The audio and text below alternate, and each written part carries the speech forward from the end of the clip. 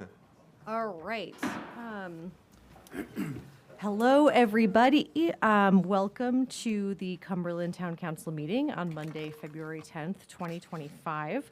I apologize for the temperature in here. We are not trying to freeze you all out, but feel free to bundle up, and maybe at the next meeting or next budget year, we'll put in some money for wool blankets.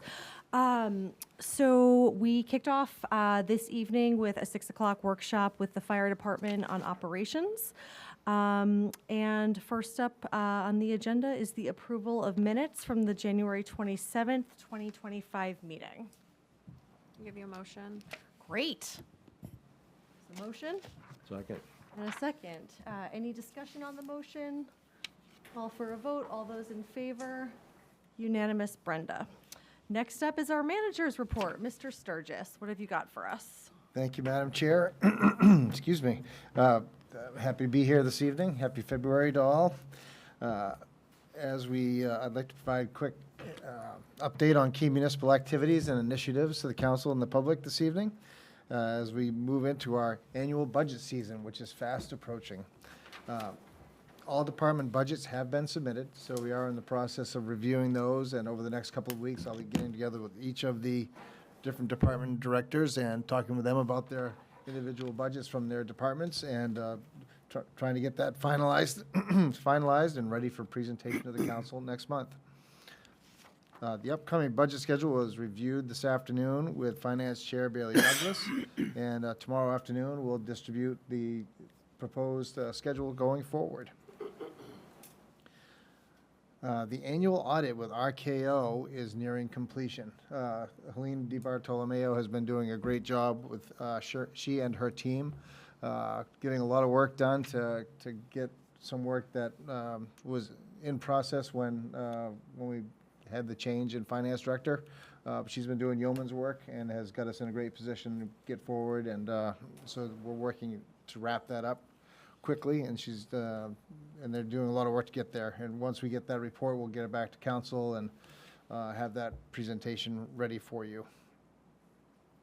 Tax bills will be distributed next week. Sorry for the bad news, but we thought it'd be good to get them out early due to concerns of timely mail delivery. Things take a little bit longer these days to travel, and we'd like to get those out so folks aren't caught at unawares at a bad time. In positive events, Community Valentine's Day card making workshop will take place on February 12th from 10 to 11. All supplies are provided and free, and each person can make up to 5 cards. Refreshments and sweet treats will be served, and if you'd like to go, please RSVP with Active Living so there are supplies for everyone. They're also having a Valentine's Day party on Valentine's Day, and there will be a buffet-style lunch with desserts, a gift bag, and live music. Cool. So it's a multi-town event. We'll fill up fast, so if you would like to go, please register early. And Rachel's will be offering a cash bar. It's a 55-plus event. And if you'd like to, please register with our Recreation Department. You can call them at 829-2208. And if you are a Cumberland senior and you have mobility issues and would like a free bucket of sand delivered, as we are into the throes of winter, please contact Devin Galvin at 829-2208, extension 1042, and we can get some to you in the near term. We are actively reviewing our websites to ensure Americans with Disabilities Act accessibility. This is mandated by law, but it's also a key step in making our online resources available to all residents. Recreation winter programming is starting to wrap up, but they are currently working on the spring and summer brochure, and that'll be distributed shortly. If you are looking for employment, we have some opportunities. There are 2 opportunities for employment with our Public Works Department, and one opening in the tax clerk's office. And there's also an opening in the police department for a patrol officer. So we are happy to have conversations with interested parties, especially as the snow seems to be picking up right now. The library strategic plan has been completed and will be presented to the council at your next council meeting. So I know Stacy and the team are very much looking forward to doing that presentation, and they're going to outline the key initiatives for enhancing library services and what they offer. Site plan review in planning board activities, site plan review for the school project is scheduled for next Tuesday at the planning board. Excavation work has begun on the recently approved subdivision on Harris Road, so you've seen more truck activity there lately. Construction progresses on the new Rusty Lantern convenience store. The framing is flying up, and it's encouraging to see that progress. The water line extension work is continuing under the main turnpike. It's scheduled to be complete in early March. They ran into a bit of an issue a week and a half ago with some drilling items. They need a larger drill. So that work will start up in the near term. They moved some equipment today, so we anticipate they'll be showing back up with larger equipment here shortly to complete that job. As a couple different council members know, Comprehensive Plan Committee will be meeting on February 20th, and the RFP has been released for consulting services, and it's generating a good amount of interest from potential vendors who provide those consulting services. If you're looking at keeping your calendar up to date, there will be a joint meeting of the MSAD 51 Board of Directors, the North Yarmouth Select Board, and the Town Council this Thursday, 6 p.m. at the Geiger Room at Greeley High School. And town operations and offices will be closed on Monday, February 17th in observance of President's Day. So I know the staff, we're all looking forward to the next few months as we work on the budget and get our game plan pulled forward and ready to keep making progress. So that's all I have this evening, Madam Chair. Sounds like you all are having a tough time filling your time. Just a bit. Just one question, and it doesn't need to be right now if you don't have the answer, but since you talked about the water line, we had some folks from West Cumberland asking, from the Bruce Hill neighborhood asking about the plans for the water tank. Is there any new information on that, or I think you were meeting with Portland Water District, right? Yep, thank you so much for that question. Yes, Chris Bolduc and myself and Chief Small had the opportunity to sit down with Portland Water District about a week and a half ago, and their timetable may not be as aggressive as may be desired by Bruce Hill area. They do have long-term plans, and they are part of the long-term plan to put a larger tank over in Wyndham and extend that water line down through Falmouth or Babbage Road, down Blackstrap Road, and ultimately connect to where this water line is expanding through under the turnpike. That's probably 5+ years out before that gets to that point, is what they're looking at.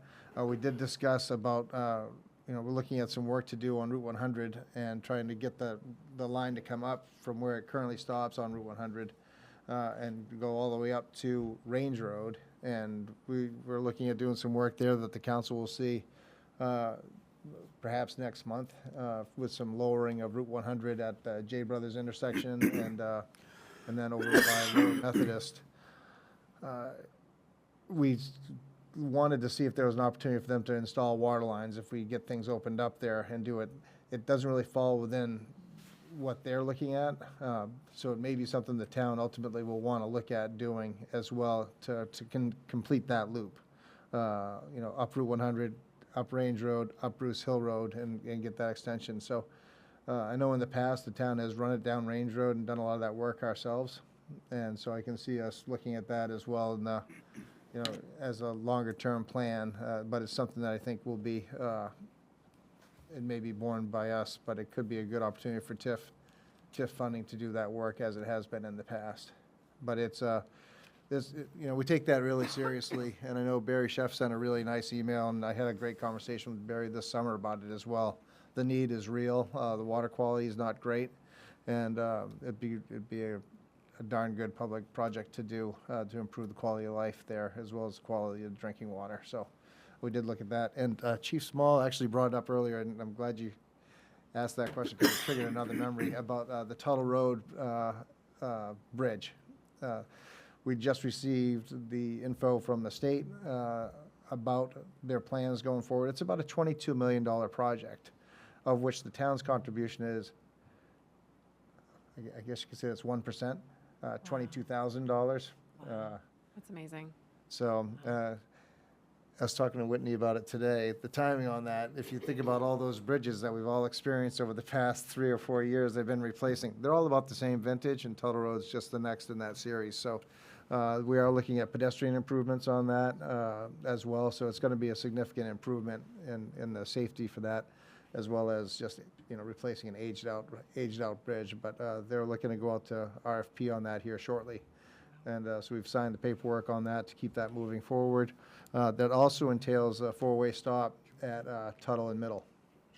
So that's part of the plan for that as well. So I know there was a question as well with Councilor Thorson, and so I get a little bit more information on that as it came just after, in between meetings. So just things happening. All right, go for it. I have a question on the pedestrian improvements on the bridge. Does that mean that there will be sidewalk enough so that when they plow, it doesn't cover up all the sidewalk? Or is that still to be expected? I don't know what the Bucknam Road one's like. I think they all have a certain level of, you'll have to do some removal afterwards, Okay. similar to many of them. So we just have to extend that down Okay. and address that ourselves to clear it. But Deal. yeah, they get packed in there a little bit. But yeah, there are sidewalks included, and that's really what the town's contribution is related to the portion of the town's share to make sure there are sidewalks installed. So pedestrian improvements would be a huge attribute of that bridge replacement. Excellent. Thank you. Would these be raised up sidewalks or just like at grade, No, I believe they'll be grade elevated. with the curb and? Yep, Okay. I believe they'll be elevated. So yeah, to keep you out of harm's way. So yeah, we want to make sure it's kind of a complete streets type of effect there. Matt, how'd the crew do Saturday into Sunday with the storm? They seemed clean up. They really seem to have done a good job. Pretty amazing, I think, especially as that last one was a heavy hitter. They haven't been the best timed. Like they for some reason we can't get them to happen between 8 and 4, or they've been more 8 to 4 a.m. Lately. Like Saturday night storm was that dumped a lot. They did a great job. We've had a little bit of a challenge getting to the sidewalks and getting those cleared. Those have been towards the end, and that's partly due to being a little skinny on the crew. But they've done an amazing job. Especially this last storm was a bear. We've had, the cold's been there, but they've done. Yeah, I think they've done a great job. They're holding up pretty well. But it's a late start, and but we'll get through. Looks like we got about a 2-week stretch here where we're looking at about that every 4-day type of cycle. Yeah, and Ronnie and I, who want to go snowmobiling up north, can't buy snow. I know. I mean, I was at Sugarloaf this weekend. They got about 1.5 inches Saturday night, and I came home and I thought I was going to be okay, and yeah, it was like 10 times that amount here. So, but it's fun. I mean, I don't mind moving it, but it's they could use a little bit more up north, especially Eustis could use a ton. They just don't have any sledding up there. But good cross-country skiing, Mike, if you want to go to Twin Brook. Get some exercise in. We're going to head north. Awesome, thank you so much. Thank Do you you. have anything else for Matt, or? I just want one aside. Be careful of the icicles. I was brutally attacked this morning leaving my house by an icicle falling off my roof, and it just makes me very nervous for people with so much accumulation. Just be careful. Awesome sauce. Thank you, Mr. Manager. Next up on the agenda is public discussion. Public discussion is for comments on items that are not on the agenda. Comments are limited to 5 minutes per person. Rebuttal comments will be limited to 2 minutes. Public discussion topics may be brought up again under new business for further council discussion. Is there anyone here that would like to come up and chit-chat? Okay. I will close public discussion, and we will move on to legislation and policy. As part of legislation and policy, there is always the opportunity for public comment per Article 2, Section 7 of the Town Charter. There will be an opportunity for public comment on each item on the agenda. Comments are limited to 5 minutes per person. 25-011 to hold a public hearing to consider and act on amendments to Chapter 232 Solar Energy Systems of the Cumberland Code of Ordinances as recommended by the Ordinance Committee. We are lucky enough to have our chair of the Ordinance Committee sitting right next to me. Is there anything you'd like to say on this agenda item to tee it up before we see if anyone from the public has anything to say, and then go into council discussion? As someone said to me today, if the measure of success is how many unhappy people you have, then we probably have a very successful ordinance here tonight. I don't think anybody is really overly excited for or against our proposed changes here.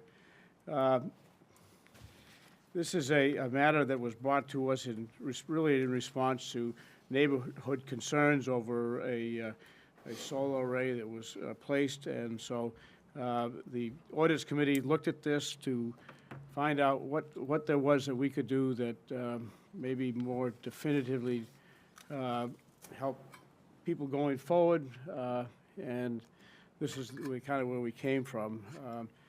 You know, there is no peer review here. There was no engineering review. This was 3 members of the Ordinance Committee sat down with the code enforcement officer, the planning, Bridget, planning director, town manager, and these are the changes that we have advocated for here this evening. And so basically, we have a sliding scale, if you will, for setbacks. We have a maximum height at which any ordinance, any solar array can be allowed. If you put it on your roof, you can put it however high your building is, which is, you know, if I'm correct, I think the maximum height of the building in town is 45 feet.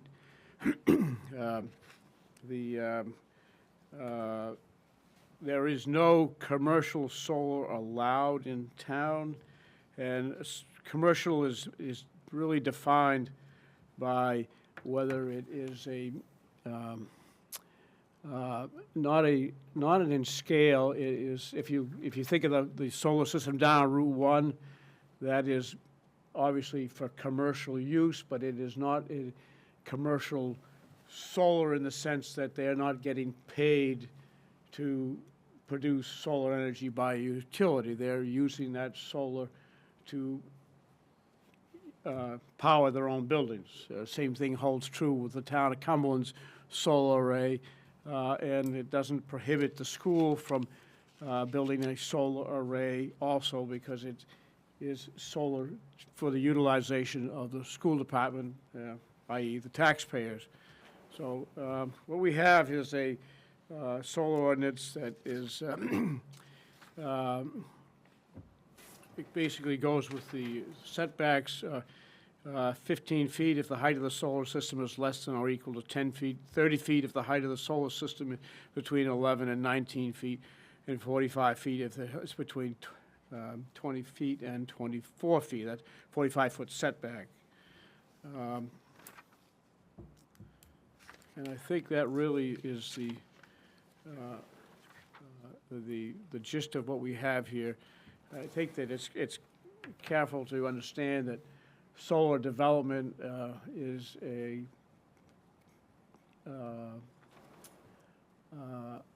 science that's moving forward daily. You know, at least weekly, monthly. You know, you used to say if you could get 120 watts out of a solar panel, that was pretty good. And that, you know, it's 500 watts on a panel today is almost, I won't say the standard, but it's certainly, that is available. So they're developing solar panels that will develop power under low light conditions. And so there's, you know, the development is ongoing, and it's not to be construed that this ordinance isn't going to change as time goes along also. But this is what we have before us this evening, and I would welcome any feedback from the council. That's all I got. Could we do public All right, so before we go into council discussion, is there anyone from the public who would like to comment on this, as it is a public hearing? Sure, come on up, but if you wouldn't mind just telling us, and for the folks at home, your name and where you live, please. Hi there. My name's Ryan Keith. I'm actually from Durham, but I am part of a project that took place in town with maybe the array that is in mention that brought kind of a discussion. And really what I'm here to do tonight is bring up a couple of key points and just ask for a little bit more discussion and maybe a little bit more education before moving forward on this language, because the language in front of you, one of the major things is the height of the array. You know, technology is moving forward pretty rapidly, and what we've come to find is that arrays take up a lot of area, and there's some shortcomings with ground mounts and roof arrays, and we found a niche that can fill that hole. And in 2020, myself personally, I got a bunch of quotes from different companies and found that my roof was no good for solar. Then they wanted to do it in my yard, and in my yard is going to take up a majority of my just over acre lawn area to offset my electric bill. My electric bill is 3 heat pumps, and I do have an electric vehicle. It was a Tesla at the time, and I wanted to offset that cost. As the cost from 2014 to today has doubled, electrical kilowatts, what they're charging nowadays, from 14 cents to almost 28 cents. And so to offset that, I did some research and found that these trackers produced a whole lot more energy and took up a whole lot less space. You didn't have to put it on the roof. And if your home like mine, which isn't a small home, but it's not turned correctly, I don't have enough roof area that allows me to do solar. So we found this hole in the industry where you could put it on a pedestal that turned and followed the sun. And then with more research, I found that positioning the solar panel perpendicular to the sun produces way more power. And so with that, this year, with several of these arrays up, nearly 30 now in the past year and a half, we've put up in surrounding towns, 80% is what we came up with the past year. 80% more power for one single panel. That's a whole lot less panels that you need to provide to produce that much more power. And then I put together some keys, some benefits to these solar trackers that now I have seen real world. They take significantly less land, as we do a 30-inch sonotube out of the ground. We elevate these trackers, and all the wiring that can be at below 10 to 15 feet is protected. It's in conduit. You don't have DC wires at arm's reach to children if you have a ground mount. And there's a lot of roofs that you cannot put solar on because they're just not turned correctly, and the payback just isn't there. You know, we can put 10 or 15 panels on a roof that's heading west. Nobody's going to see a return that. They're not going to offset theirs, so it's not really accomplishing much other than you got some panels on the roof. And so when we can produce that much more power, the cost effectiveness comes way down and affordable. I'm a single dad. That was a code enforcement officer. I afforded these trackers in my backyard, and it lowered my monthly costs. Enabled me to move ahead, not hamstrung by my electrical consumption. Anyway, so they're safer. Ground mount has a lot of power, low to the ground. We then have to fence it in so that the kids can't get to it, or to animals no longer can get in that area. With these trackers, we elevate them. I weed whack around the post at my house. I put gardens underneath it. I mow underneath it. We've done several in farm fields where the animals graze underneath it, or they lay down underneath it for shade. Ground mount, you can't do that. You've got high voltage, 600 volts most of the time at arm's length to kids on these ground mounts. So now all of a sudden we've taken homes without the ability for a roof mount. Ground mounts their only ability. We don't have enough wind. We don't have hydro. So we're really kind of brought into this small little niche to be able to provide offsetting our energy costs. So they're safer. Dual purpose land underneath, like I said, grazing. Another one is allowing those residents that don't have enough roof space or a home that they can put solar that's cost-effective on their roofs. And Cumberland has a strive to be sustainable and offset their carbon footprint. It's in your CAP plan. To do that, you're going to have to allow other methods, alternative methods, just like in the language in your own CAP plan, allowing alternative methods of solar. The couple other ones are less impact to the surrounding animals, environment, things of that nature. Am I 5 minutes? You're at 5. If you'd like, you can take a 2-minute rebuttal, but that will be. So essentially, the production is much higher, which makes it more cost-effective for people to afford and to offset their electric bills, and takes up way less space. The only con that I can come up with is some people don't like the looks of them, and to use that as an argument, I think in today's day and age is just unfortunate, because some individuals don't like the way they looked. There's a lot of things that we don't like the way they look, but there's a point where we have to do function over form. We're here for a reason. We're trying to achieve something. Because we don't like the way it looks, I don't think is a great argument. So I'm hoping that the town can reconsider. The 24 feet is basically going to disallow these arrays, 24-foot height, disallow these arrays in Cumberland. We need a 35-foot height max so that I can put up arrays, and these arrays can be installed by other companies in the town. We have 4 just in your neighboring town of North Yarmouth. Other towns have welcomed these with open arms. And so we hope Cumberland can do the same. Thank you. Is there anyone else who'd like to speak on this agenda item? Yep. Oh.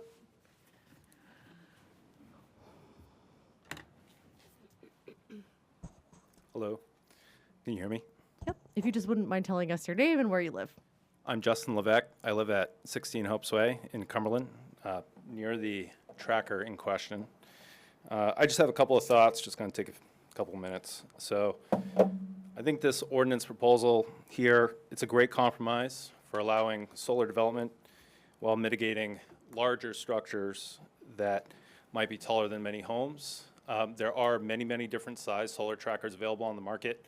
There's small ones, there's mid-sized ones, and then there's extremely large ones. So these ordinances allow for many of the smaller ones, many of the middle-sized ones to be installed and be fully functionable. The setbacks regarding for front and rear, these are extremely generous setbacks. They're only 15 feet. So this allows for many, many properties in town to actually host these arrays, maybe on the smaller side, maybe on the middle side, maybe not necessarily on the 1,000 square foot side. Very generous front and rear setbacks. This is a great compromise between a 24 with having a max 24-foot height. It's very beneficial to property owners having that written into the ordinance, the 15-foot front and rear, as well as beneficial to solar developers. This ordinance too, it's also very generous with visual impact. There's no visual impact requirements. Certainly it's an opinion as to whether or not these trackers are an eyesore or not. It's definitely in the eye of the beholder, but there's no impetus on anyone looking to install these, thinking about the look of them, especially from neighboring properties and also sightline from other neighbors. There's nothing in the ordinance requiring that. It's extremely generous to developers. Height might be an issue to some. It's about choosing the right size solar structure to meet the proposed ordinance. Very generous, front and rear setbacks, only 15 feet. 24-foot height allows for many different size solar trackers. Doesn't shut out a lot of the market, actually brings in a lot of the market to a lot of the different size parcels that are in town. And just remember, if you're having a 24-foot array, it's the size of a 2-story house. If it needs to be perpendicular to the sun to go higher than 24 feet, it's essentially a billboard. And we already know how Maine feels about billboards. And I feel like the town of Cumberland would feel the same way. So in summary, This is a great compromise. These ordinances, 24-foot max, 15-foot side and rear setbacks, still plenty of options for these trackers. Doesn't need to go above 24 feet. Thanks. Thank you. Anyone else like to speak on this item? Come on up. Boy, good evening. Thank you. Oh, just your name and where you live, I'm please. sorry. Dwight Deckerman. I started the problem. 135 Tuttle. The proposed changes to the solar ordinance arose from 3 neighbors protesting or challenging the permit that was, I think, lawfully written on the basis of looks. They don't like the look. The view that they are losing is a view of my house. So I think it's an interesting thing. They fought the, excuse me. So the view they're losing is of my house. The ordinance committee voted to change the ordinance and make it more difficult and expensive to install. I waited 10 years for the unit I put in because the smaller units didn't meet my need. And to put 2 of them in, I think would be, well, it would be less visually appealing to everybody. In my opinion, you got twice as much stuff out there. And the 1 unit met my need and maybe about 5,000 kW more. So it allows me a potential of a little growth. And in the meantime, if I don't use all that energy, it goes back to the community. It's given to people who don't use it. So I think as a town, we should be promoting putting in the maximum you can put in just so that there is excess. I mean, it doesn't hurt anybody. And like I said, the view that they don't like, I mean, I'm honored actually because it is of my house. And on the other side of it, it blocks a view of an apartment.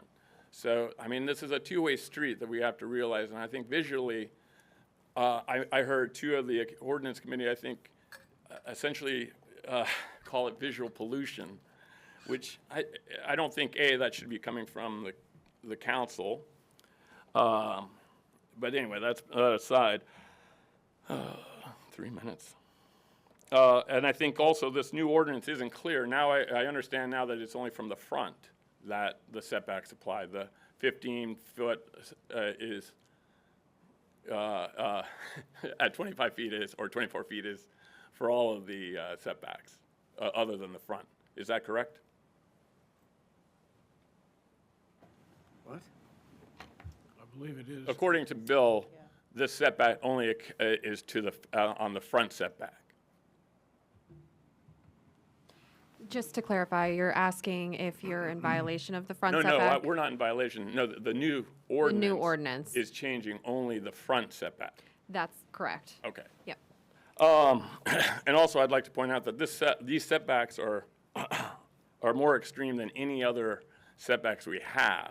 I mean, I think they're bringing up you can build a 45-foot house 30 feet from a setback, or 30 feet from your property line. You can put a 14-foot high shed at 15 feet. You can put a 10-foot high wall right on your property line. So when you talk about visuals, I think we are going down a rabbit hole of complete and utter subjectivity, and I don't think the town should do that. To our needs, I think I addressed that. The 24-panel array, which is half the size of mine, it costs it's more than double the cost to put 2 of those in than to put 1 larger unit. So therefore, I mean, that's why I waited. I was waiting for the economics to come down. The payback for me is 5 to 6 years if this is operating correctly. And after that, I can probably put one of my kids through college with the money saved. I don't think the town should be standing in a way of of that kind of, I mean, just, it makes sense. It makes financial sense. It makes environmental sense. And I think visually, my neighbor has ladders, my neighbor has trailers, my neighbor has an 8-foot wall.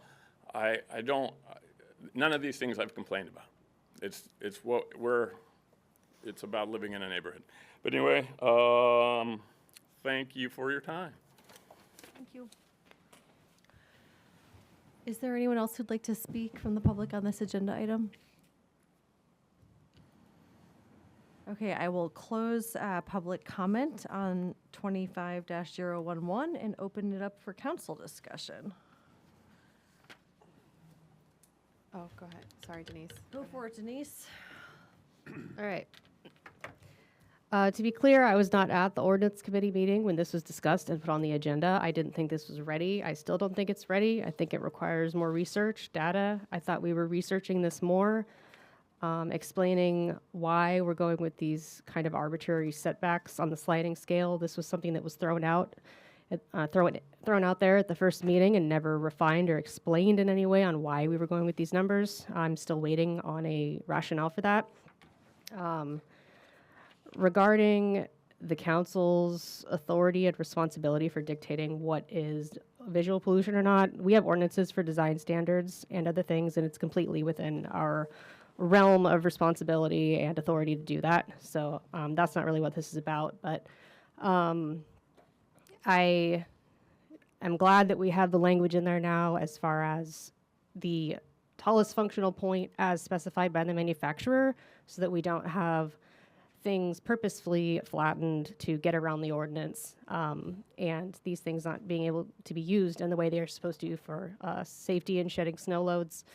However, the 24 feet is still, it came from this original ordinance, which from my understanding was basically a template that was taken and not really tweaked to reality. I wanted us still to research more as far as what standard feet of pole-mounted systems are nowadays, what would be the most, I don't know what you would call it, loose, while still allowing people to put in what they would need for their properties, but not crossing over into that area where it's basically a commercial system, and oversized for no reason.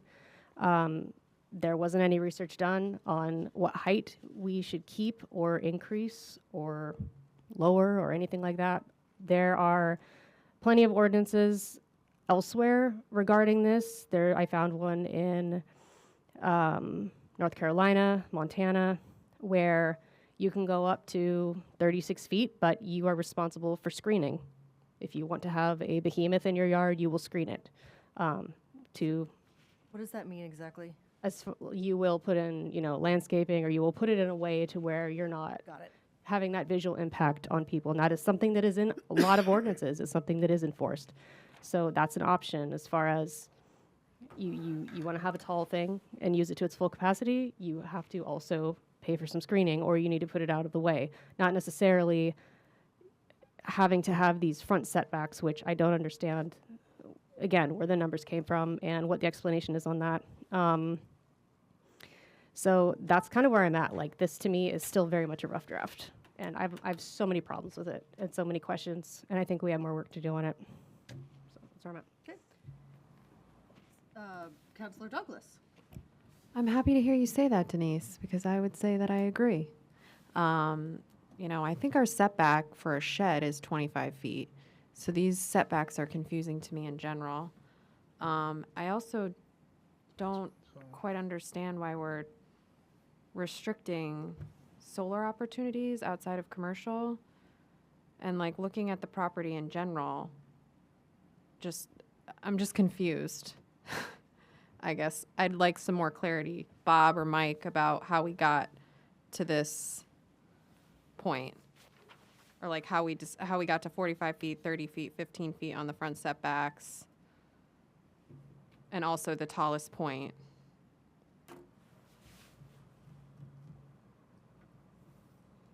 So this was in response to the neighbors' concerns. This whole draft here really is trying to come up with something that was workable, and we felt that would give people a clear understanding of what is allowed and is not allowed. So we felt that a sliding scale, if you will, further away from property line, the more height you would have. So, yes, you can put a 10-foot fence right on your property line. You can build a house, within the setbacks of the town standards. You can put a garage. You can put a driveway. So you know, you want to apply a litmus test, if you will, to, I think you have to decide what you want. And this is what the ordinance committee came up with. It's as we said right out from the start, this is not perfect. Yeah. It's open to review. If you want to wait 6 months, a year, and review it again, or if you want to table this, or you want to vote it down, that's the purview of the council this evening. We can study this, you know, ad nauseum, if you will. But I think what we have here tonight is a working ordinance that will get us through for the next 6 months, a year. We can certainly bring this up as part of the Comprehensive Plan Committee for their, part of their input. It is if you will, it's due diligence by the ordinance committee to address concerns. If you recall, there was a neighbor down on the fourth side who put in a commercial skating rink. Yeah. Where they had trucks, you know, going up and down the road for 3 years, and the ordinance committee responded at that time to what was felt was an egregious use of a piece of land. And so out of that came a draft, and the council voted on that to look at what is a structure, you know, you put a piece of equipment on a piece of land, a bulldozer, who's reviews that? Who looks at the water runoff, the impervious surface that's been disrupted, and other things like that. So we're happy to take your input, make some adjustments, but this is the draft that is being proposed this evening. I guess I would ask the question, if there's 30-foot solar panels on the market for residential purchase, then shouldn't that be something we're considering when modifying the ordinance? Like, just in general, like, regardless of a residential complaint, but like, if that's where the technology's at, wouldn't we be modifying the ordinance to like be in line with what the technology and what's being built?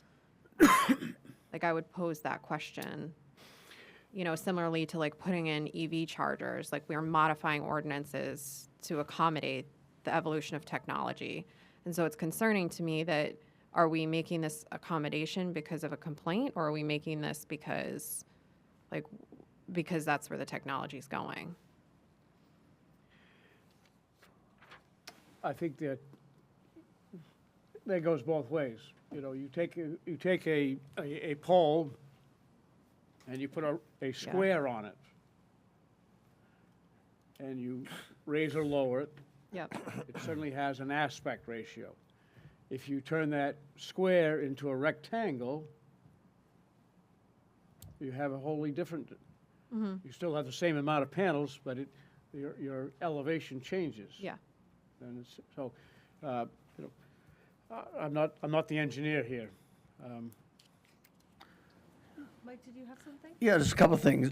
Bailey, just give a little history. So down here on Vining Way, 6-7 years ago, Ronnie, we had a bigger setback, and we shortened it because it made sense. The people in Vining Way, they have big lots down there. Yeah.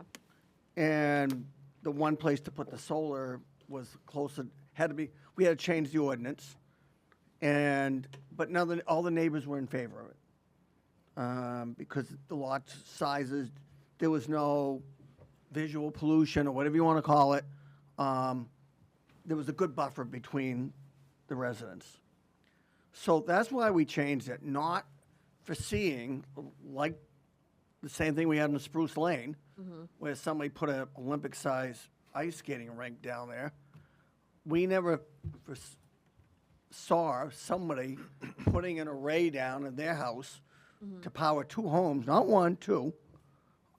Thank goodness he doesn't own 3 or 4, because we'd probably be double the size. But Bailey, where does it stop? I mean, if you want to go to 35, 40 feet, you take that down Hope's Way.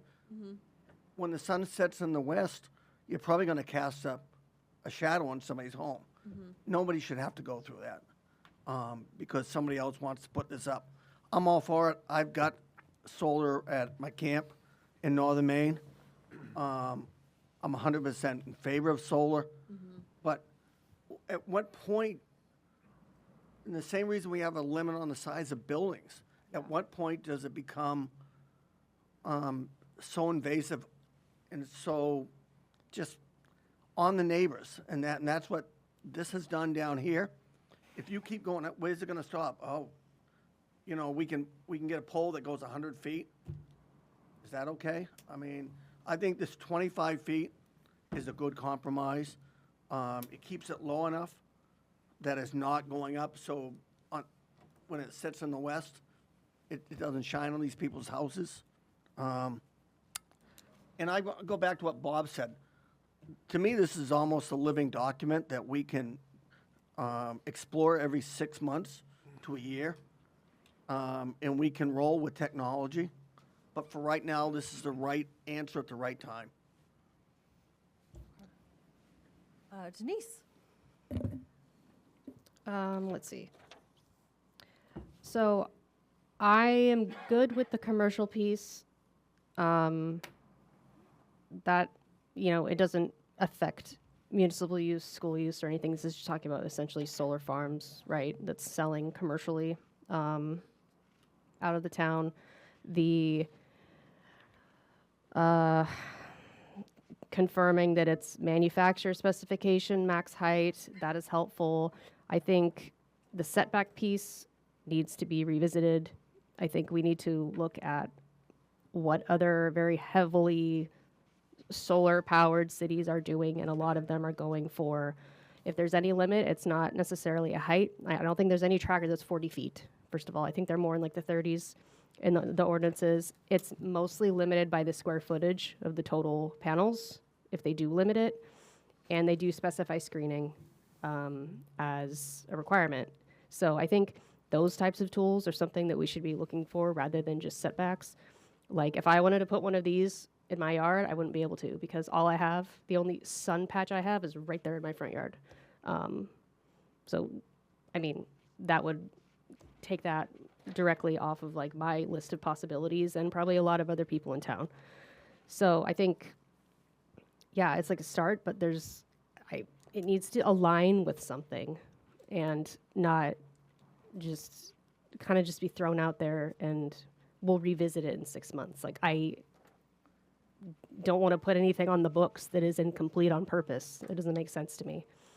I think, oh, sorry, I didn't mean to cut you off. Okay. And also, yeah, the going slow part I think is important because there is another component of this where in this particular case, this was installed with the intent of coming and trying to get us to increase the max height so that more of these could be put in town. So that's a fact. So rushing it, I don't think makes sense. I think we need to actually research it and figure out what we're doing and put something forward that makes sense and is a final copy that we're going to be basically enacting as an ordinance. So that's all I have on my feedback. I think Mr. Manager might have a little bit of information on the setbacks that might be helpful for our dialogue. Yeah, sure, Madam Chair. Just one item that the council may want to consider, and to Councilor Thorson's question, and the buffering is definitely is an item that's not really discussed very well across the ordinance. But the setbacks, as far as that goes, like the side setbacks are the big one, because like sheds and driveway, the consistent message you find throughout, and to Councilor Douglas's question earlier, sheds and driveways consistently across the different zones have a 15-foot setback. But in all the different zones, like say your rural residential or your low density residential or your medium density residential, those have, the front setbacks are like 50 feet in the front, a rear of 75 and a side of 30, and that for any other structure. So the two structures that they do allow a reduction to 15 is for sheds and for driveways. So everything else is basically, and fences on the other hand aren't considered a structure. They're kind of in that little, ephemeral world of fence where fences reside. But as far as looking at your setbacks, everything else outside of your driveways and your sheds are 15. So if you wanted to put a barn, you're looking at, depending upon where you're in a zone, at a minimum, probably 35 feet in your medium density, or 25 in your village is your front setback, and then your sides are 25 and 50 feet, 15. So you're in that, they're at least at a minimum of 25 for structures, but oftentimes they're 55 on the island, for instance. It's 55 for the front, 65. So they're kind of all over the place based on what may work in the density of a zone. Like your rural is going to have a little bit more, you might have more land, quite frankly, that you can play with there. So you can site your structure on there a little bit more. So in this case, the solar installation is considered a structure. It's just at this point, that's why you have to have this conversation, to figure out why and what's the acceptable one. And as Councilor Thorson stated earlier, it comes down to what the council and ultimately decides what works for each town. So that's ultimately where you got. So hopefully that's helpful to know that your setbacks do vary, but and as this is a specific area, because it's a solar structure, that's why you're looking at setting specific setbacks, because it could be sited in any one of these zones. It's just a question of saying what's the legitimate or an acceptable setback that the town wants to have. Thank you. That's helpful. Sure, Councilor Magoon. So going back to Councilor Thorson's points, for the most part, I agree that I think this needs to get revisited before it's set in stone or even drying mud. But I would disagree on the commercial. I have a problem with the wording of the commercial versus residential. Just for everybody, commercial is defined in here as a solar energy system that is not a residential solar energy system as defined in the chapter. Residential is defined as a solar energy system that produces solar energy to be used exclusively for residential purposes on the lot upon which the solar energy system is installed. I don't see anything in there that would allow the school to use, put solar on their buildings, allow a business in town to put solar on their roof, allow, a small solar farm like, or solar installation like is on Route 100 just north of Tuttle to be installed, the town to, if we didn't have it already, to install the Drown Road facility on top of the old landfill. Like, I think that this definition of commercial is way too narrow, and would be doing more harm than we're actually trying to do in preventing somebody taking 10 acres and clear cutting 10 acres and putting up 10 acres of solar panels on it, which I think is more the intent, but I don't think that it's doing that, but it's doing a lot more than we are intending it to.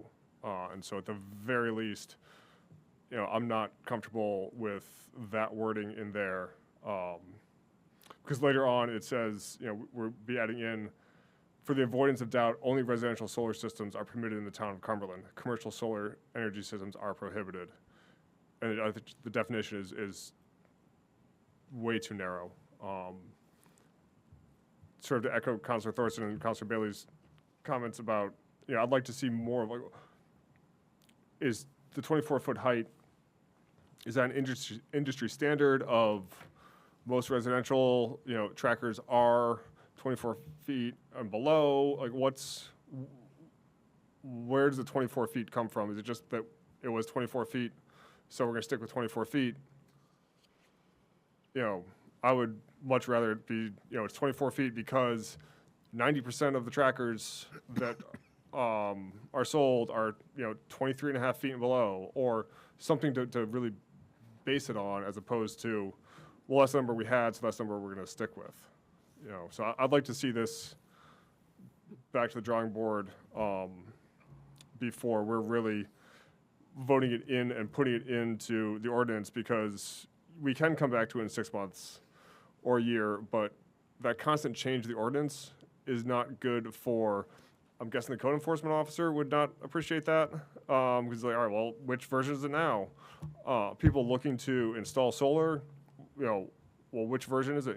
If it's constantly changing, then it's going to deter people putting in solar, period. You know, because like, well, they just changed it 6 months ago. What are they going to change next on it? Is it going to, you know, not be on roofs, or we need to have some sort of, you know, this should be something that's in there, well-researched and done, and then it's good for a while until, you know, external forces change and we need to revisit it. But I don't think that's something that we should be, you know, bringing up every 6 months to tweak a little bit when we can take some time and get those tweaks done beforehand. Councilor Kopp? I'd just like to ask Mr. Keith a question. Ryan, you're the expert on this. You're the guy that installs these. What would you consider a good maximum height? So I did a lot of research for a long time to figure out how I could do solar on my home. So I do know the companies that provide these trackers. You've got All Earth Tracker, which is a 24 panel. And then you've got Sun Action Tracker that came on, and those are the only two that are real local, other than the EcoWorthy. The EcoWorthy is a 6-panel tracker, the biggest one they make. Will provide, you know, somewhere in the neighborhood of $400 a year worth of power. Then you go to the All Earth, which is the 24 panel. They have some 8-panel ones, but again, it's very minimal amount of power with those units. The 24 panel needs at least 26 feet in height for it to function, because a panel in the wintertime wants to be perpendicular to the sun, and the sun is so low in the sky that it needs to stand up almost vertical. And so to have that array get that much sun, it needs to be basically vertical. When you go to the larger array that we do, it's only about 6 feet taller. So the stature of the tracker is the same. Whether or not you can see 6 feet in height difference from a distance is going to be very difficult. You're going to need to go up and put a tape measure on it.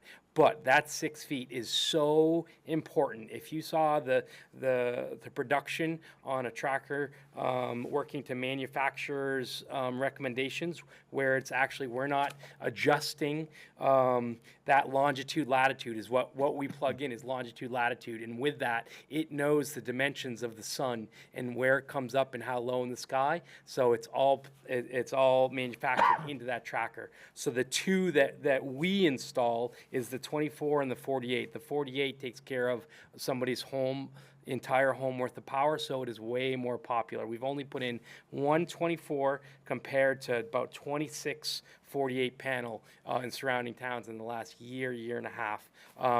And you're talking about a 6-foot differential. We can lower it in the ground a little bit, but you still need about 31 feet if we put it flush to the ground. And one of the other benefits to these trackers is they can be on uneven ground.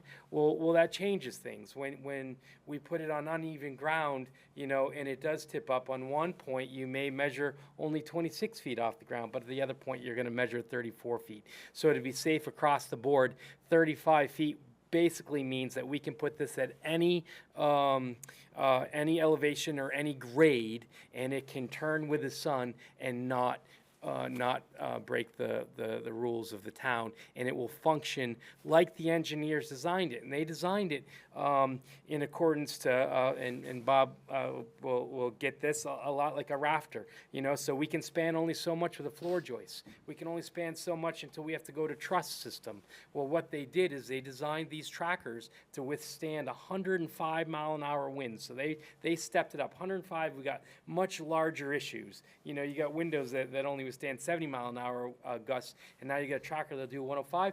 They designed it so that the engineering of this was such to maximize the potential, and that's where our larger trackers sit right now. I don't see them getting any bigger, just because all of a sudden it is something that can catch wind. And so if we could get 35 feet, you would take care of all of the trackers on the market today, and they are all considered residential trackers. That's how that is how they're advertised. There's one other tracker that has just come on the market, and it's called the Stracker, and that's over on the West Coast. We've reached out to them. We like their design sign as well, and it still is within 35 feet. And that's the third one that I've seen to even hit the market. They're not willing to ship out to the East Coast yet because they've got so much business on the West Coast that they can't meet production. But that would take care of it. Thank you, and I appreciate that. I just want to read the ordinance and see if everybody reads it the same way I do. 24 feet is measured from the bottom of the pole to the tallest point of the solar energy system. So if I was to put in an 8-foot concrete base, I could put a 24-foot structure on top of that base, the way I read this. Am I correct? To accomplish 35 feet. The way this is written, it's just talking about the structure. The way I read it, I could put in a concrete base and put the structure on top of that. So I'm with Denise and Andrew. I think this needs a little more work. I do think 24 feet is too short. You have a structure of 45-foot ordinance in the town of Cumberland. If I were to put one of these trackers at my shop, my light bill's $1,600 a month. I'd have to put in 3 small ones rather than 1 big one. And I don't think my neighbors would like to look at 3 as opposed to 1. Yeah. So I think this needs, I think it's good. I love these trackers. I mean, I know where Ryan's shop is. I go by at night and he's got vehicles parked underneath him when it snows because it doesn't snow on his vehicle. It snows on the panel. And then he tips it up in the morning and it dumps all the snow off and it goes back to work. So these trackers are huge compared to these solar farms, in my mind. I mean, I despise solar farms because they're ruining all of the farm country in this town, and not this town, but this state.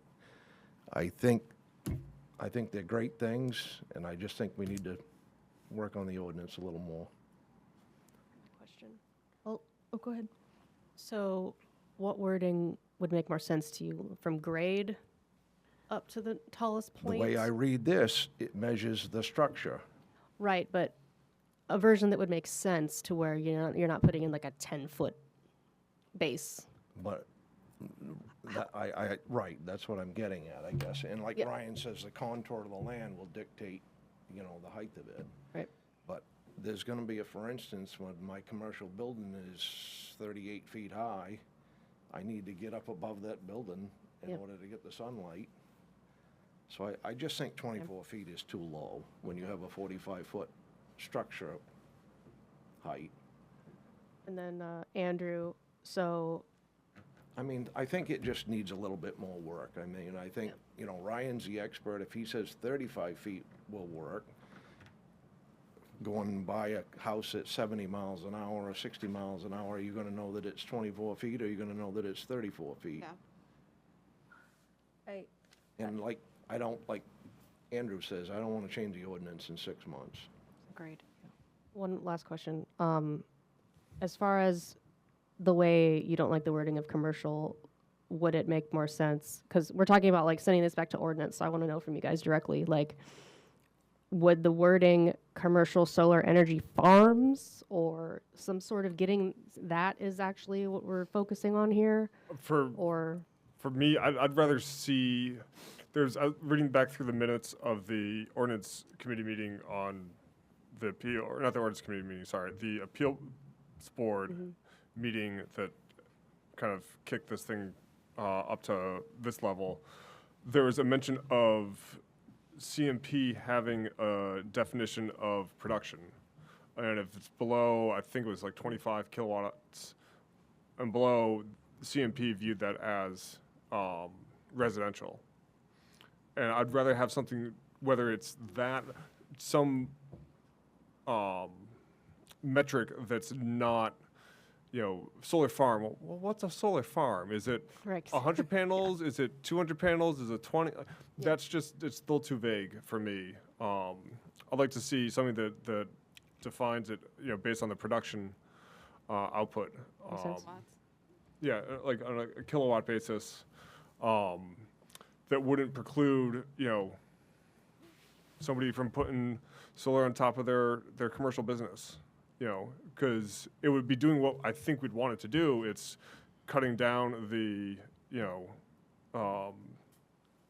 energy usage for non-renewables on that property, but it's not residential.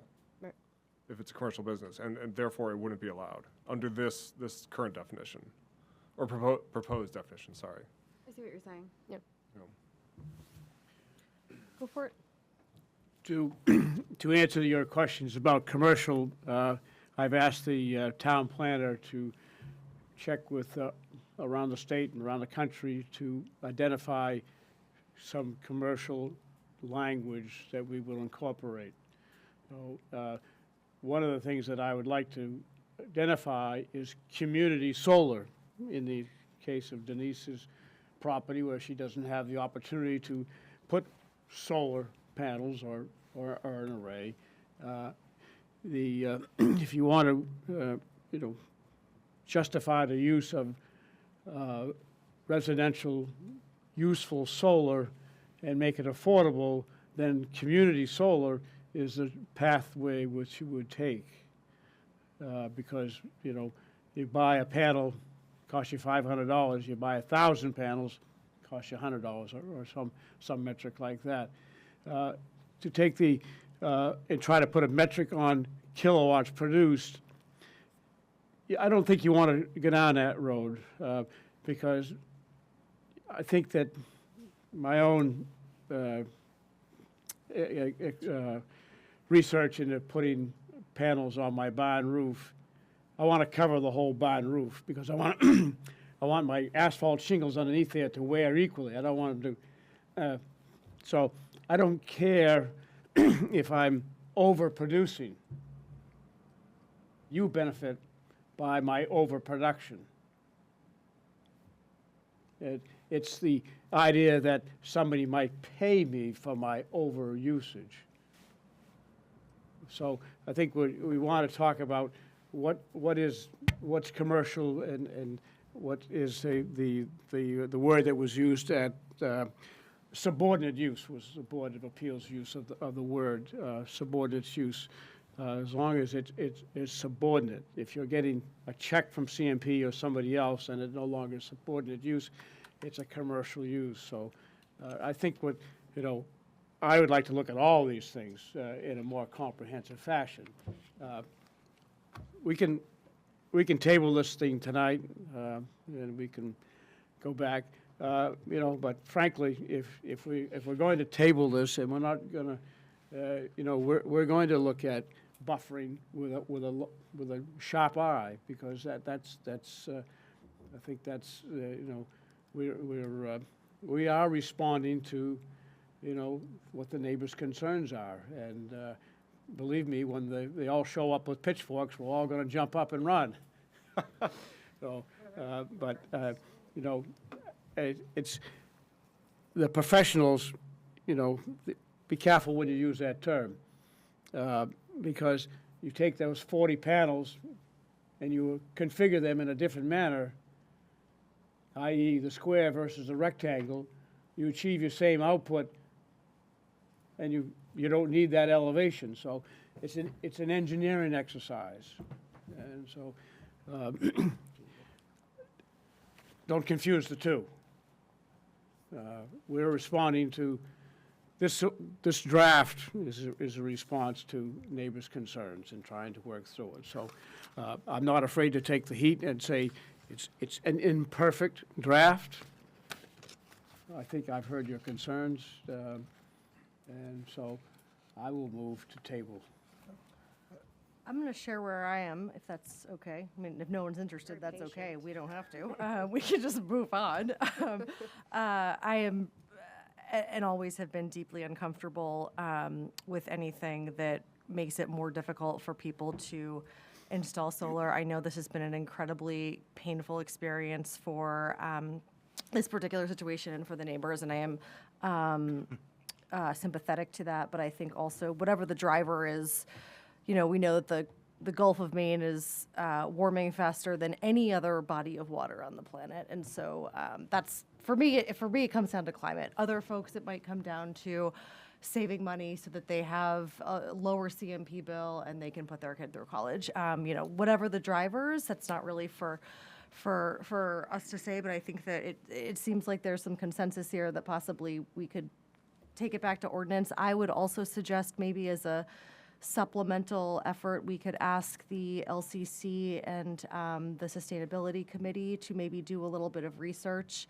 as to what other municipalities are doing. I know Denise, you did kind of a brief look, but as we learned from our beloved turf ordinance, sometimes looking a little bit farther afield and being able to pull data from what other parts of the country are doing can be a helpful exercise. And, that could also ensure alignment with our climate action plan as well, and to make sure that we're walking the walk and talking the talk, and also that everyone's really happy with the final output and where we are. So it sounds like tabling is kind of good with everyone. What's the opinion of maybe asking the LCC to provide us some recommendations, especially around height, setbacks, some of that as well? Can I go? You want a motion? Oh, Sure. Yeah. No, I'm in agreement. I think LCC giving some sort of recommendation, but also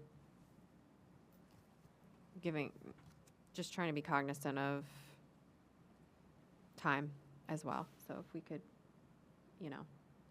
get this back to ordinance and then move it forward, that would be great too, in kind of constructive amount of time. But otherwise, I'd give you a motion to table.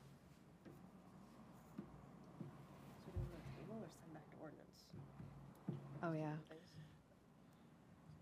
Madam Chair, if it would be helpful, If it would be helpful. I think if you, to Councilor Thorson's question, I think you can motion to table it. And I've taken copious notes, enough to know that we can refer it to and get it back to ordinance, especially with 3 members of the ordinance committee here, for one, and then also we can push that over to LCC, and staff can run from that end of it and get that over. So I think a motion to table really accomplishes that, and then it'll come back eventually and have another bite at the apple. Great. And I think when we motion to table, we are no longer allowed to talk about the agenda items. So if anyone has any final thoughts, speak now before any such motion to table is made. Okay, if there were a motion to table, I would entertain one. I'll give you a motion to table.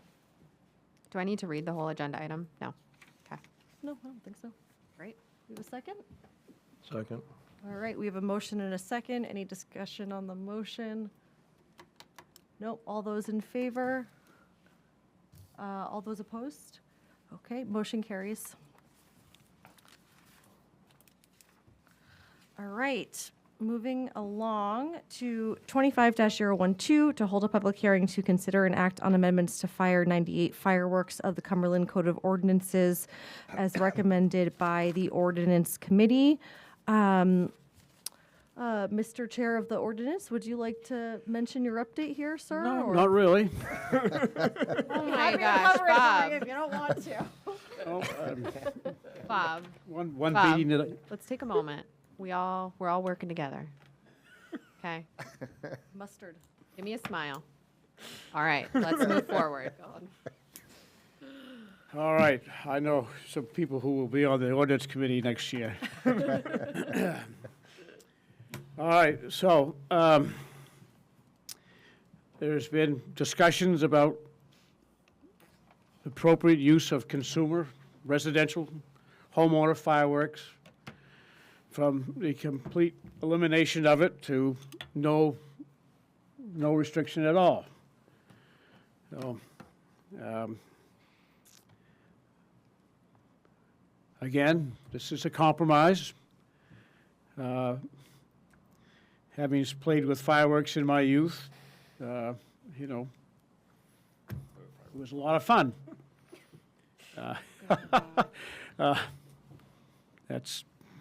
I'm no longer young. So basically, it is a change in times. The allowable use of fireworks is on July 4th and New Year's Eve, and 4 p.m. to midnight. On those 2 days is the allowable use of residential consumer fireworks in the town of Cumberland. Thank you, Bob. This is a public hearing. Is there anyone from the public who'd like to comment on this agenda item? Yep, please, come on up. Good evening. My name's John Levitt. I live here in town, and I want to thank you for taking up the issue. It's been near and dear to my heart for quite a few years, and just hearing from a lot of residents in town who've been adversely affected. I want to applaud the ordinance committee, because the first time this went to the ordinance committee, it came out kind of funky. I think people got confused between like 12 a.m. and 12 p.m. and it really, looking at my notes from the first ordinance committee meeting, when it came back to the council, I didn't recollect that that's what we had discussed.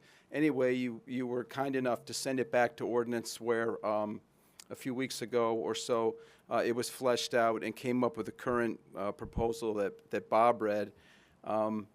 I make no bones about the fact that as a retired forest ranger, I don't see any benefit in consumer fireworks. And actually, at the last ordinance committee meeting, I happened to pull a few things offline where actually Germany, believe it or not, is looking to ban them nationwide. They've had millions over the last statistic I saw, which was probably 3 weeks ago. 1.5 million Germans had gone online to sign an online petition to ban residential fireworks, and it's also backed by I guess Germany has a national police union or group, and they've come out in favor of this proposal to ban fireworks. I think Belgium is also looking at it, the UK. So, it's an issue, and many of the same reasons we talked about, folks with PTSD bothering people, fireworks bothering animals, et cetera, et cetera.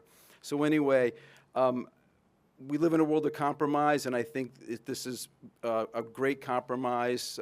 Most people associate fireworks in the United States with 4th of July and New Year's Eve, and I think that's a wonderful compromise from the 5 days we had. And I think the times will be a lot more acceptable, I hope, to residents here. 4 p.m. to midnight is doable, I think. And the one comment I had made, and I think Bob picked up on it, to eliminate any confusion with 12 a.m. and 12 p.m. if people might get that mixed up a little. And Bob, you read the proposal midnight. I think everybody knows when midnight is, whether you think it's 12 a.m. or 12 p.m.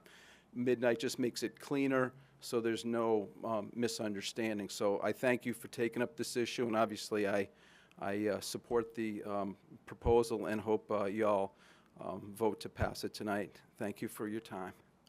Thank you, John. Is there anyone else from the public that would like to comment on this agenda item?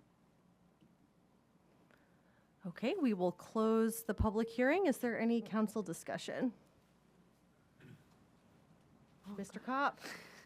I have no issues with this whatsoever, but it was brought to my attention by a resident that lives on Forest Lake, I won't say any more, that ending on December 31st at midnight does not celebrate New Year's.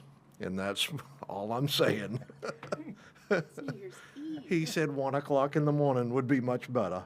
And I have no dog in this fight. So. He said the intent is to celebrate New Year's, and you're actually closing it off before New Year's. And that was just brought to my attention, so. That's a valid point. Touche. Was it Bailey who brought it up? My I'm not God, gonna mention any wow. names. It's one of your neighbors. Let me guess. Yeah, I'd like to think, Ronnie, that Cumberland PD is not going to be down there at 12:05. Exactly. That's what I'm thinking You too, know, Mike. and- And I just told them, I said, I will bring it up. I mean, and I think they'll live with it. You know as well as I do. Ron, I need to know who it is. It was pretty quiet at midnight on Forest Lake this year, Councilor Kopp. Because the lake was still not frozen, so. Yeah, yeah, you're right. Anyone else? I feel great about this. I hear what the Oh, person no, on New and Year says, but I I'm think as we fine with know, it, too. Chip's I- probably not going to be down there. Yeah, I think this is a great compromise. I think it's clean. It's, I think we were concerned last time around with it being confusing, to your point, John, about the AM, the PM, what time does the sun set? It's different in the summer versus in the winter, you know? I think this all makes it very manageable, easy to remember, and yeah, I think great work. Anyone else? Denise? So to be clear, are we keeping it midnight and then you just like YOLO for another hour or two, or are we gonna add another hour? Can we modify it makes to sense. say 12:30 a.m.? Or do we have to go back to ordinance to say that? Counselor, yeah, to your question, I think you're fine. If you decide you want add an extra 30 minutes on, you're fine. If you'd like to keep it as is, you're fine. But it's not I don't think you would find it to be that you're outside of the rules of amending this, because it's been publicly noticed and it's a public hearing, and I think you're fine if you wanted to add a half hour or keep it where it's at. I think just for the honor of following rules and enforcing rules, I would suggest amending it to 12:30 a.m. Just so that we're not saying like, oh, Chip won't be over there at 12 a.m. I don't know that that's the kind of town we're trying to run here, but Maybe not the town you're trying to run. so I would propose 12:30 a.m.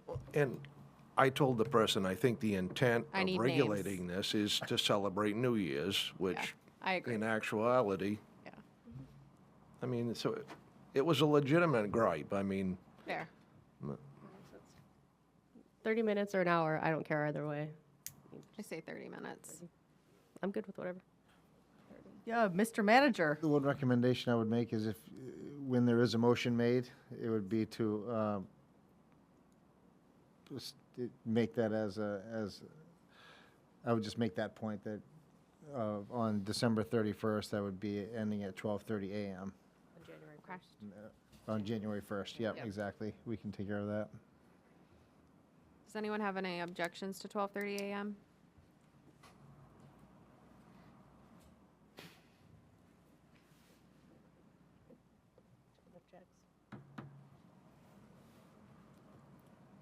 Uh-oh. Oh, we're January 1st, yep. Not for us? not about this. Oh, okay. Okay. I don't have any objections to 12:30 a.m. All right. And yeah, I think following rules is, Yeah. making it clear why, right? Yeah. Do we feel like we're in a place for a motion, or would people like to talk about it a little more? I'll give you a motion. All right, Do it right. let's hear it. I move to amend Chapter 98 fireworks of the Cumberland Code of Ordinances as recommended by the Ordinance Committee with an amendment changing it to 12:30 a.m. on December 31st. January 1st. On January 1st, Counselor. Excuse me, Yep. yeah, January 1st, so that I get it right, correct. Thank you. I'll give you a second. Okay, we have a motion and a second. Any discussion on that beautiful motion? No. Call for a vote. All those in favor? All those opposed? Unanimous, Brenda.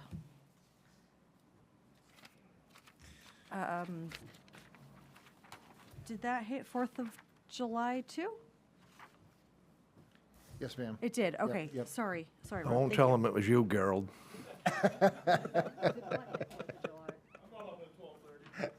I wasn't sure if he, Was it him? if he hit 4th of July too. It's in the, I thought we were only amending yes, New Year's Eve to New Year's, not So, also 4th of July. then, Yep, July 4th, we have it at midnight. Right, and we're then- keeping yeah, it that. Yep. Yeah. okay, Yep, and then 12:30 a.m. on okay. January 1st. So we would need a separate motion for that. Nope, right? you're okay, as Counselor, It's covered, okay, everything's okay, got good. it. Just making sure. they've got the Numbers are hard. official record. You right have the here. official record, okay. Okay, wonderful. I know it's probably out of order here. Did you agree to midnight on July 4th? July 4th, Yes. yep. Yep. Right. Just New Year's. Yes. Yep. Extra 30 minutes. Extra 30 minutes. Yep, You're nope, good. you're good. Thank you. It's our pleasure. Okay, moving right along. 25-013 to hold a public hearing to consider and act on amendments to Chapter 261 Taxation, Article 3, Senior Property Tax Stabilization and Partial Deferral Program of the Cumberland Code of Ordinances as recommended by the Ordinance Committee. You know, I've called on you a lot tonight. I'm happy to tee this up, if you want to tee this up, if you're ready Oh, to no, go. I'm batting 1,000 here. Let's do it. Let's see what else. All right. See what other, if we can send I down don't the, think you'd find any objection in this one, Bob, so. yes, Yeah, good. well, one could only hope. Hope. So this goes back a couple of years, when we were talking about what we could do for tax stabilization, tax relief. And Mark Seacrest was on the MMA. Legislative Policy Committee? There we go, thank you. And so inquiries were made, and there's very little that we can do as a community to play with taxes. And so one of the things that was allowed was what we called a deferral program. And so what we came up with, and Steve Moriarty is in our audience this evening, and took our proposal and took it to the legislature where it needed to have legislative approval to become law. So what this does is anybody over the age of 70 years who lives in the town for 20 years and has a primary residence, it abates any increase in your taxes. So for the sake of discussion, if you have a $5,000 tax bill today and your taxes go up $100 next year, that portion of your taxes is abated, and it goes into a fund, if you will, or a lack of a fund. The town is going to offset that. So, say the following year, so let's give the guy the benefit of the doubt and he's going to live to be 100. If at the end of 30 years, that deferral could raise to, let's say, $50,000 over the 30 years, just the increase. So his heirs would have that burden of either to pay that off, but it's, you know, when you really think the program through, it has some, I think it has some benefits to the you know, people who are paying property tax and find it to be onerous, and the increase. This is a way of mitigating the increase. So it's not a program that a lot of people I don't believe are going to sign up for this, but it is a tool that we have. We have, if your Homestead Exemption Act for one. There's a couple other programs that are available for some relief from property tax, but this is probably the only program that is initiated at the town level with state approval. So, I can read through the draft if you like, but Did you have a comment, Matt? I just wanted to, Councilor Vail, just one thing, it's not an abatement. That's all. I wanted to make sure it's a deferral. Abating would be that we were forgiving it. In a sense, what it is you're kind of, they're stabilizing it 1 year and then they're deferring that increase year over year. So it kind of, and you store it by a lien that you would do in order to track it. So a person would have to apply annually too. So if they applied this year, for instance, and it went up by $100, they could, in a sense, defer that $100 increase from 1 year to the next. And if they decided next year not to enroll, and then 2 years out, they decide to enroll again, they would kind of reestablish their base, would kind of be reestablished from where they at that year, at that higher level. But they could, in a sense, they could apply every year and like really freeze their taxes at like this year's level, and then just defer that increase year over year over year.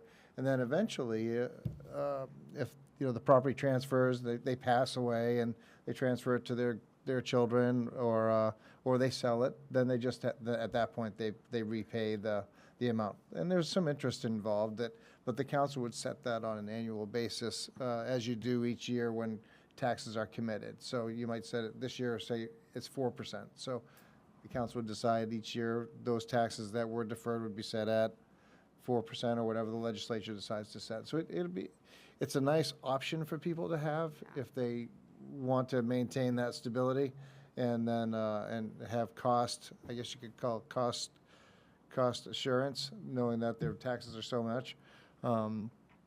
The state also has a program for it similarly, but it's a full deferral of all of that, and they end up, the state pays the taxes, and then the town is made whole. But in this case, we would just track it. The staff would track it on an annual basis, and we don't think we're going to be overwhelmed with a lot of people who do it, but those who do decide they want to avail themselves of it, we're happy to help and walk them through that. And once the council does approve this, we could get this on.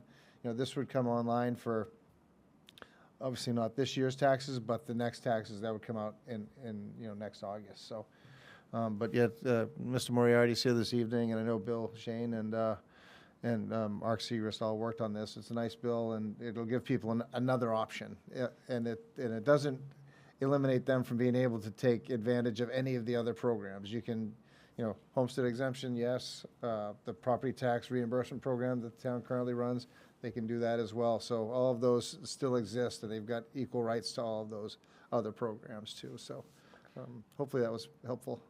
If I'm reading this correctly, but you could not be enrolled in the state's property deferral tax program and this. Yeah, because one, if you were enrolled in the state one, it's a full deferral, yep, and this one is a partial deferral on So the it's like local double level. dipping. Okay. Yep. Yep.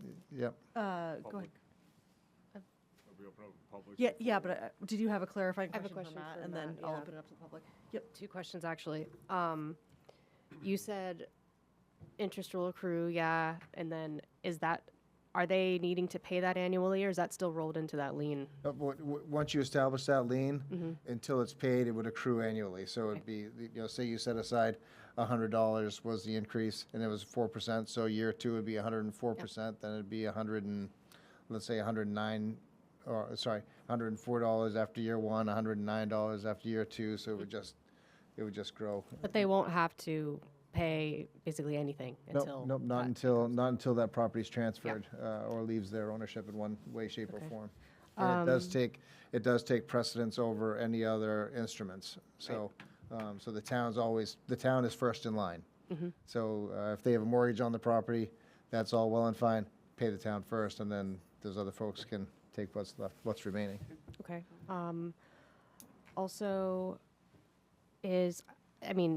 assuming when someone comes in and they want to take advantage of the programs, it's very clearly explained to them that this is a lien on your property, like very, very clearly. So they're just like, yeah, sign me up for everything. Yep. Okay. No, in this case, it's, we make that abundantly clear that, A, it has to be repaid, and B, it's in the lien. However, if they ended up, it's something that also can be explained if someone did go and take, if they wanted to refinance their house or take a mortgage out on their property. It's an easily explained lien versus, say, if they hadn't paid their taxes, that kind of lien. So look at that, similar to the silent second mortgage that they were talking about across the street with that neighborhood, where it's a lien on the property, but it's one that the market would look at and say, okay, we understand that. And it's not gonna, I guess you could say, disqualify them from being able to do some form of financing if they wanted to. Okay. One last thing that I just thought of. I know we don't anticipate very many people taking advantage of this, but what if come reval, it's worse for people than we thought, and all of a sudden there are, do we have kind of like a best and worst case scenario on how that would impact, revenues and things like that we've kind of come to rely on? I can give you some anecdotal evidence at best on this. with the state program already existing out there and haven't seen that highly subscribed with multiple revals that I've seen over the years. It would depend upon what works best for that person. There's been a bit of reticence of property owners wanting to enroll their properties in that type because folks may want to leave that to leave an asset to their heirs, and it may be greater. It may be greater impact if there was a significant amount of debt that came online that really increased.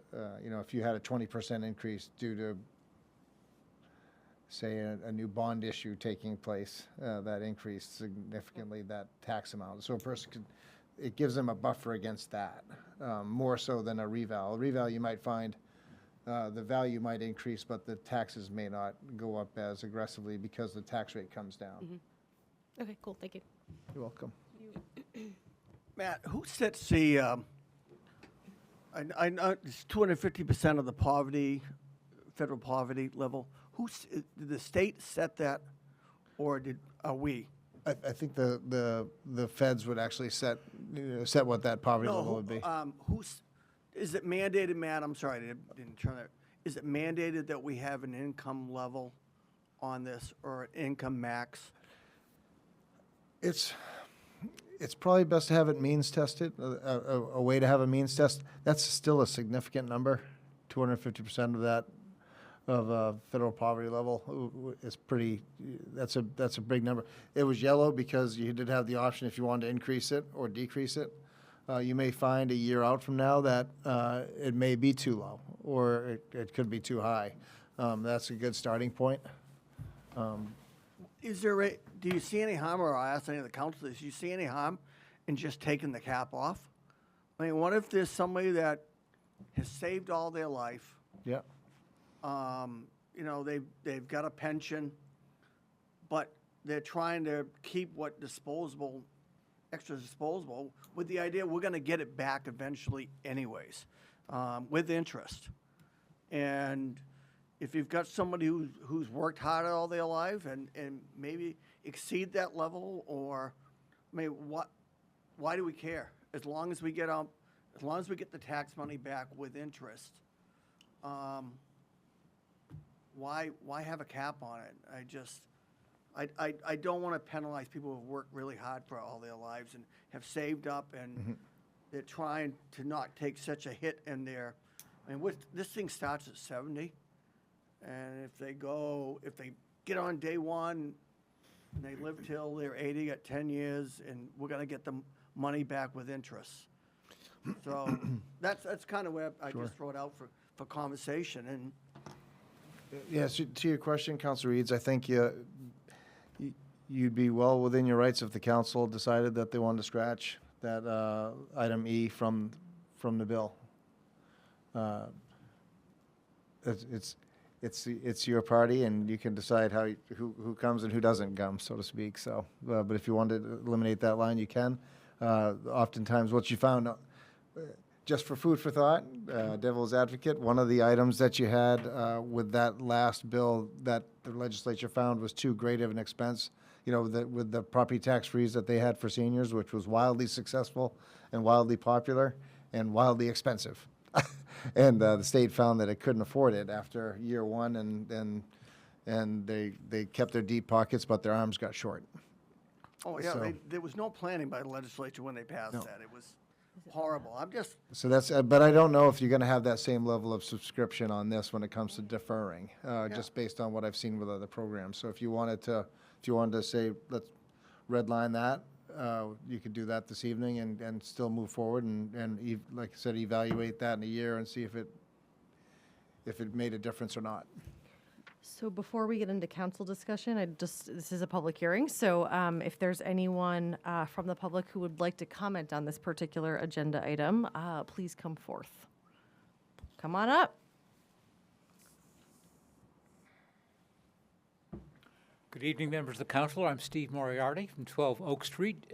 2 years ago, I was your state representative and was the sponsor of the bill that ultimately became the law that took effect on August 9 last year.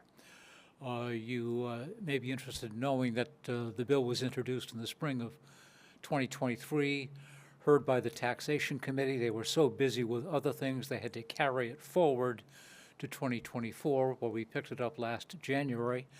And ultimately, in March, it passed both houses unanimously, and then became law several days later. Didn't, again, take effect until August 9. Now, some questions have come up tonight which I think are really critical to understand. First of all, what the bill did was to give towns and cities the option, but not a requirement, to pass an ordinance to provide some limited senior property tax relief in the form of deferral above a stabilized level. As in the state did not specify the required age, the required income level, the required duration of residence, or anything of that nature. It leaves it up to be determined by each town that's interested in passing such an ordinance. So, for example, the Ordinance Committee, on page 3 of what I have, and presumably you have the same thing, recommends that there be 20 consecutive years of ownership in order to be eligible. That could be a different number. That's in your hands to determine. The minimum age in order to qualify is also a discretionary call for you to make. But with regard to the level of income, the statute itself does say that you must establish a minimum level of income with relation to the federal poverty level for purposes of eligibility. So you can't just say zero, as you suggested, Mike.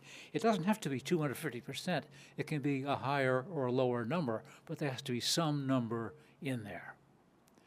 The other thing to bear in mind is that if you have qualified, if you are eligible, and you have applied, and your application has been accepted, your taxes will be stabilized at the level of which they stood on April 1st of the year in which you applied. And then from that point forward, every dollar amount of tax owed above that figure you can defer. But you still have, every single year you choose to participate, an obligation to pay up to the stabilized level. You're not deferring the whole 9 yards, but only the amount up to the stabilized value.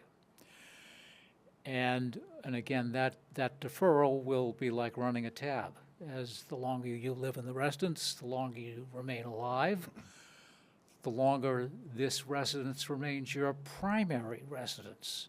That tab will continue to grow. You can end it at any time by choosing not to reapply, because there's an annual reapplication requirement that's part of this. So those are key features just to bear in mind as you go through this, and it clearly is a lien that's spelled out.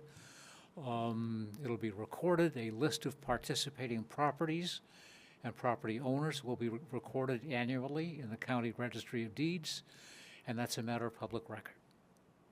So I'll answer any questions about both the bill and the proposal from the Ordinance Committee implementing the bill. Go for it. Again, I wasn't at the last meeting, so I don't know what all was discussed as far as income levels, age, consecutive 20 years at the residence. I'm wondering if 20 consecutive years is too high, if the age should be brought down to be more in line with when people are starting to use their Social Security, perhaps.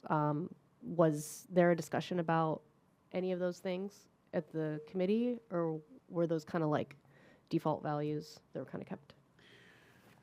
This draft language has been here for quite a while. This didn't just, it's been here for at least 6 months. So, I mean, we've all seen this before. So it is, it's ready to be voted on tonight. Yeah, please. Steve, I just want to say thanks to you and the other legislators that gave us these tools. Oh, Whether or Sure, Mike. not it gets used by 5 people or 50 people. It gave us the tools to do something for our older residents, and it's very much appreciated. Well, thanks, Mike. I think that's what it did. And when I testified several times before the taxation committee, that was the point I made. That this wasn't a mandate, it was an option, and it gave the local control, those with local control, this legislative body, the authority to give its own residents some relief, although not the kind of relief that necessarily everybody would want to see. It was a battle. It got a 7-2 favorable recommendation on the taxation committee, which was good. It was bipartisan, and ultimately, again, both houses approved unanimously, so they ultimately saw it the same way. Oh, Steve, sorry, one question, and I don't know if this is a Steve or a Matt question, but the interest percentage, where is that dictated? It's in the bill that interest shall be assessed at a rate not to exceed 0.5% of the established or prevailing delinquency rate. So Okay. you could establish a lower Delinquency interest rate? rate. That's in your discretion. It can't be higher than 0.5% above the delinquency rate. So should that be included in this? It is. Where? Where? And I'm looking at page 6 of your draft ordinance, section 261-10.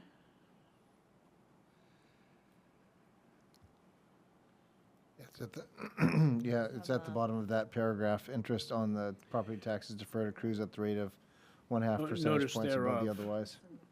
what, 0.5%? Okay, so we're just doing, that was established by us, or that was the? We do that every year. Every year, okay. That's to be established by you, not the state, but by you. And that would be the rate that you establish each year at the commitment of taxes, Councilor Douglas.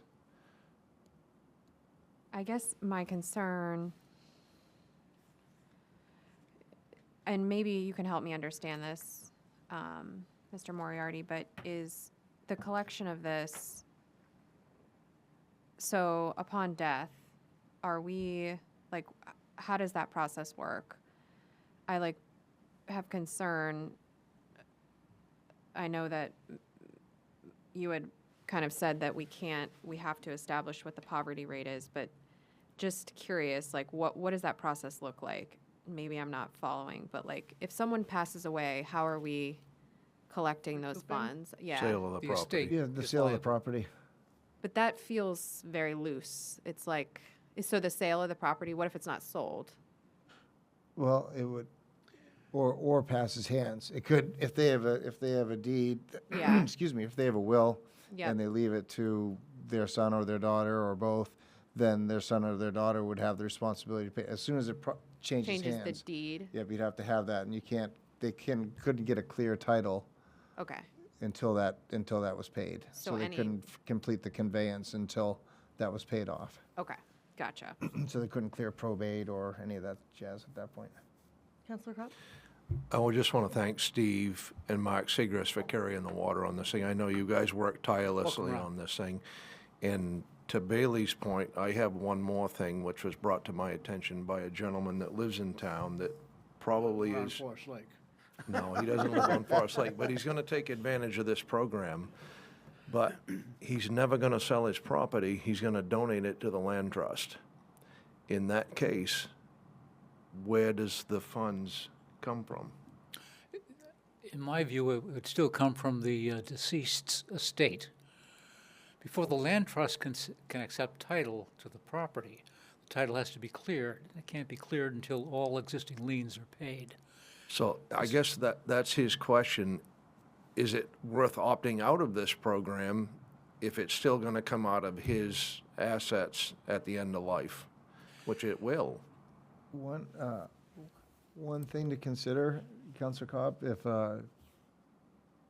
if he was having conversations with the land trust and that was his ultimate goal, I'd have an open conversation about that and say, I'm Okay. thinking about doing this. You know, And as long I as mean, we're it- all like Right. up to speed, It then wouldn't be a lot of money, I mean, Yeah. but he's a generous guy, and he was just asking the question, so. yeah. No, if I was thinking about that, I'd probably have that conversation early and just Okay. say, I think I want to do this, and yeah, if you're talking about a few $100s, maybe a few Exactly. thousand, even at Right. that point, it's something that I think they can Yeah. either find a donor or Right. find someone to make that whole. All right. And just so you guys know, on the 18 years that I've sat on this council, you've never seen anybody keep notes like Mr. Moriarty. We gave him a new LL Bean bag when he retired from the council to keep his notes in. It's a habit I can't shake. I don't know, something's wrong. But thank you again, Steve. Thank you. That makes me feel less bad about asking you one more question, Steve. Do you happen to know offhand what the federal poverty level is, what that numerical value is? No, I don't, and I wonder if the Yeah. ordinance Got it. committee went through that, crunched those numbers. I don't. So for 250% for a family of two, if I'm reading off the correct federal poverty one, would be an income of 52,875. And if it was a household of four, it would be 80,375. Would be the 250% of the poverty level. The straight up numbers are for 2025 in the contiguous 48. For one, it's 1565 is the poverty level. So 250 would be 2.5 times that. For two, it's 2150. Three, 2665. Four, a household of four is 32,150, and so on.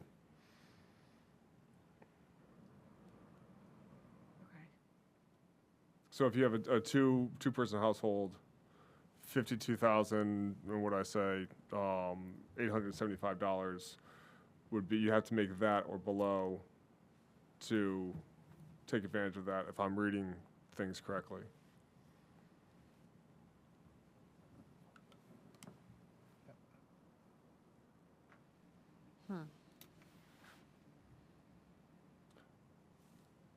So this might be for you, Matt. For things like this that come before us, it'd be really helpful to me. I don't know about the rest of the council, but to have a ballpark on, we've got 8,000 some odd people in this town. That's 4,000 some odd households. X number are eligible.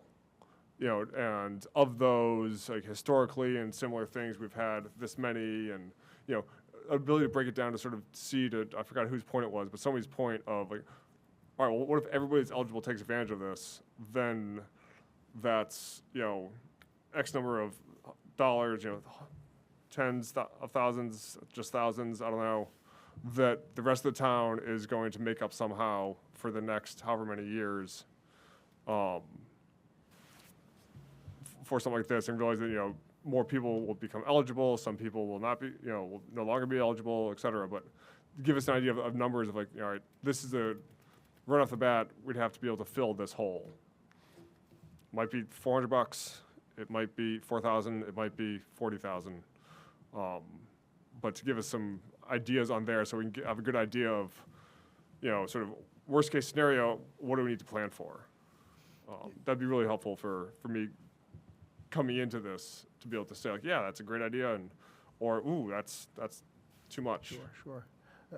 To that point, Councilor Magoon, thinking about the property tax relief program that the town currently runs, if you changed it in a sense to 500% of the federal poverty level, that puts you at about 105,000.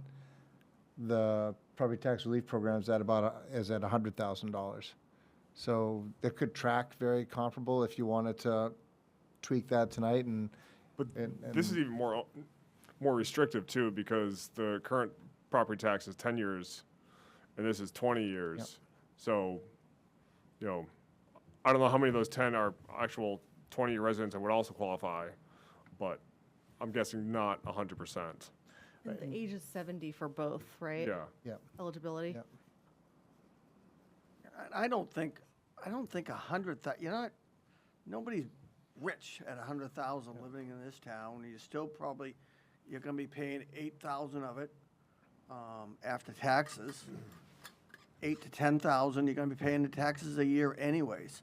So I think giving a little relief and 500%, I don't think is unreasonable. Especially people that worked hard and, I mean, your social security, if you each are getting 30,000 apiece, that's 60, and then whatever savings you might have. So, And you're talking adjusted gross income versus, it's not asset-based, it's income-based. So it's, you could have something, but you could be, I've seen, based on my previous life as an assessor, I've seen a lot of people with some really valuable property who, that property's costing them a lot of what they have worked their life to save up on. So that could be a good way at least to means test it if you did it at 500. And it, like I said, it tracks consistent with what the property tax relief program that you currently have is. The current one's like 91 something, an income of 91 and change. Yeah, isn't it? I think it's right in that range. Yeah, and so this would be a little bit more. It's 105, 750 at smack on 500% for this year's numbers. Is there a way to make them kind of identical or like, it feels like we're being consistent with our other program with the age, although I guess we're not if it's 10 and 20 years for the homestead, right? Yeah, I'd have to, I just don't know if we're being like willy-nilly with our eligibility. You know what I mean? For me, it helped to know the difference, like have that information of, all right, this many people are eligible at 10 years of residency. This number is eligible at 20 years. That's the difference and all, like to be able to gauge that of, does it make sense to have them both at 20 years or both at 10 years, or sort of your point of streamlining and keeping things consistent throughout.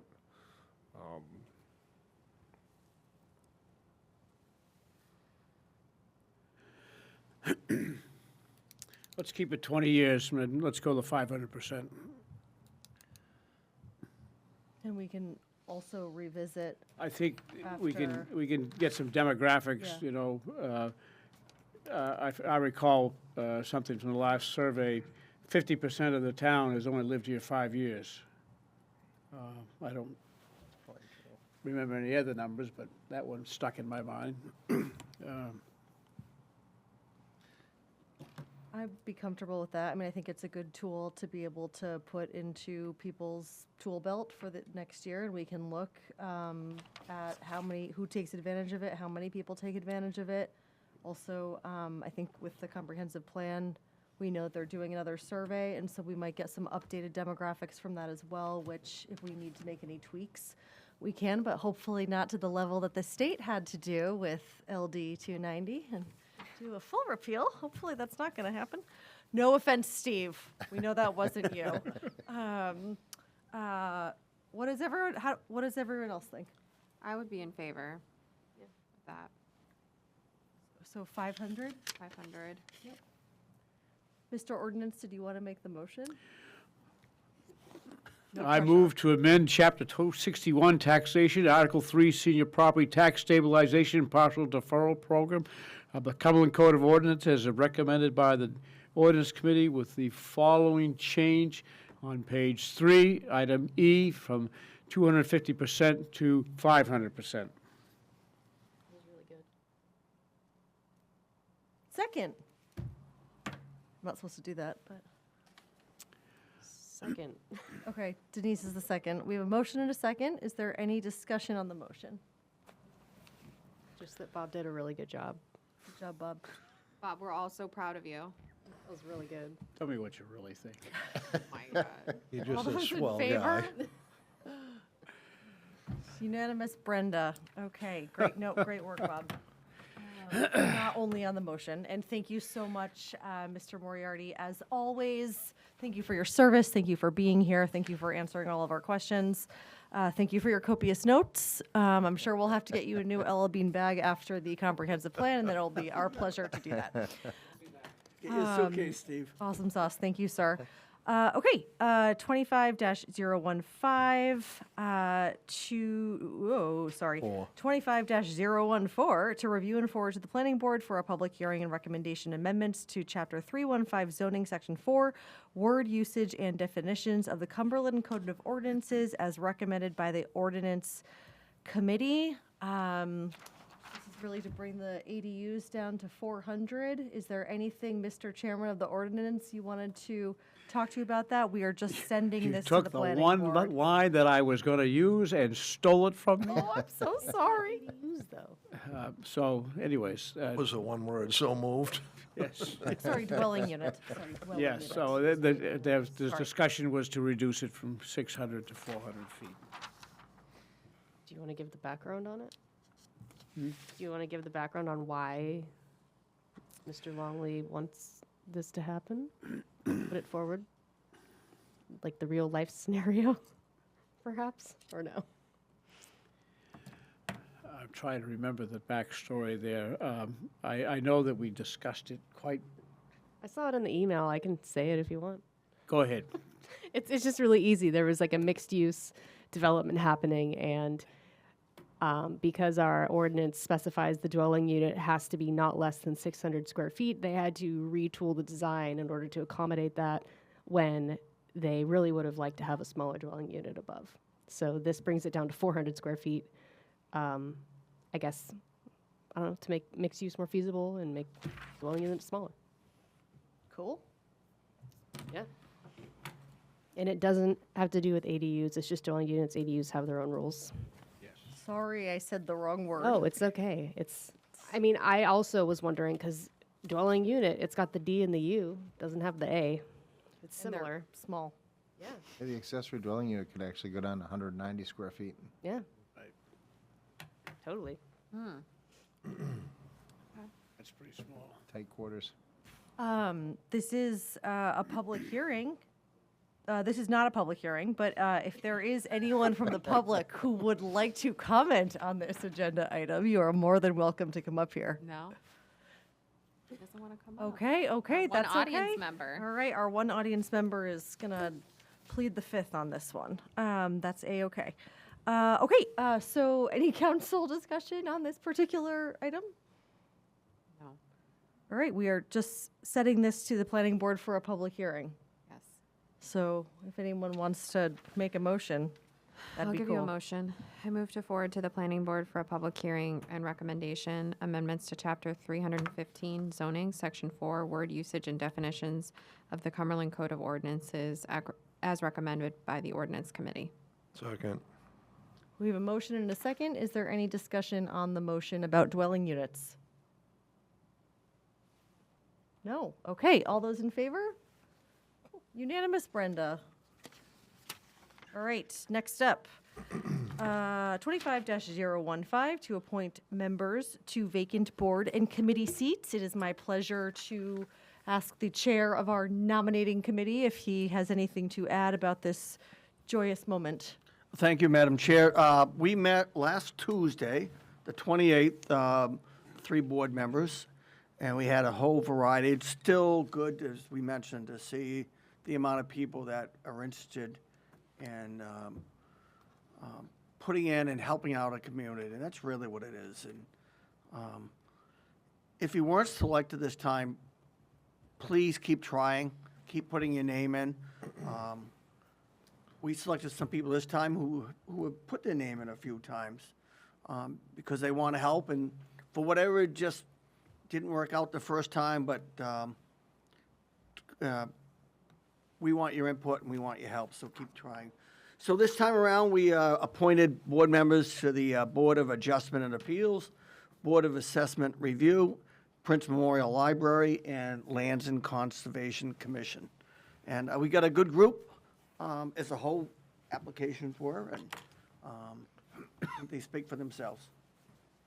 Thank you, Mike. Welcome. Is there anyone in the public who would like to comment on this agenda item? All right, I will close public comment on that. Council discussion. Did we name them yet? Not yet. So let's name them. Hit it. You volunteered. Board of Adjustment and Appeals, Abraham Suresh. Board of Assessment Review, Andrew Johnson, Stephen Knopp. Prince Memorial Library, Mary Lou Gallaudet, Henry Founts.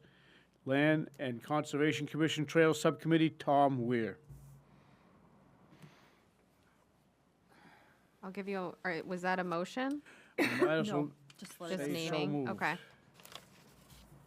I have no comments. I'm happy to make a motion.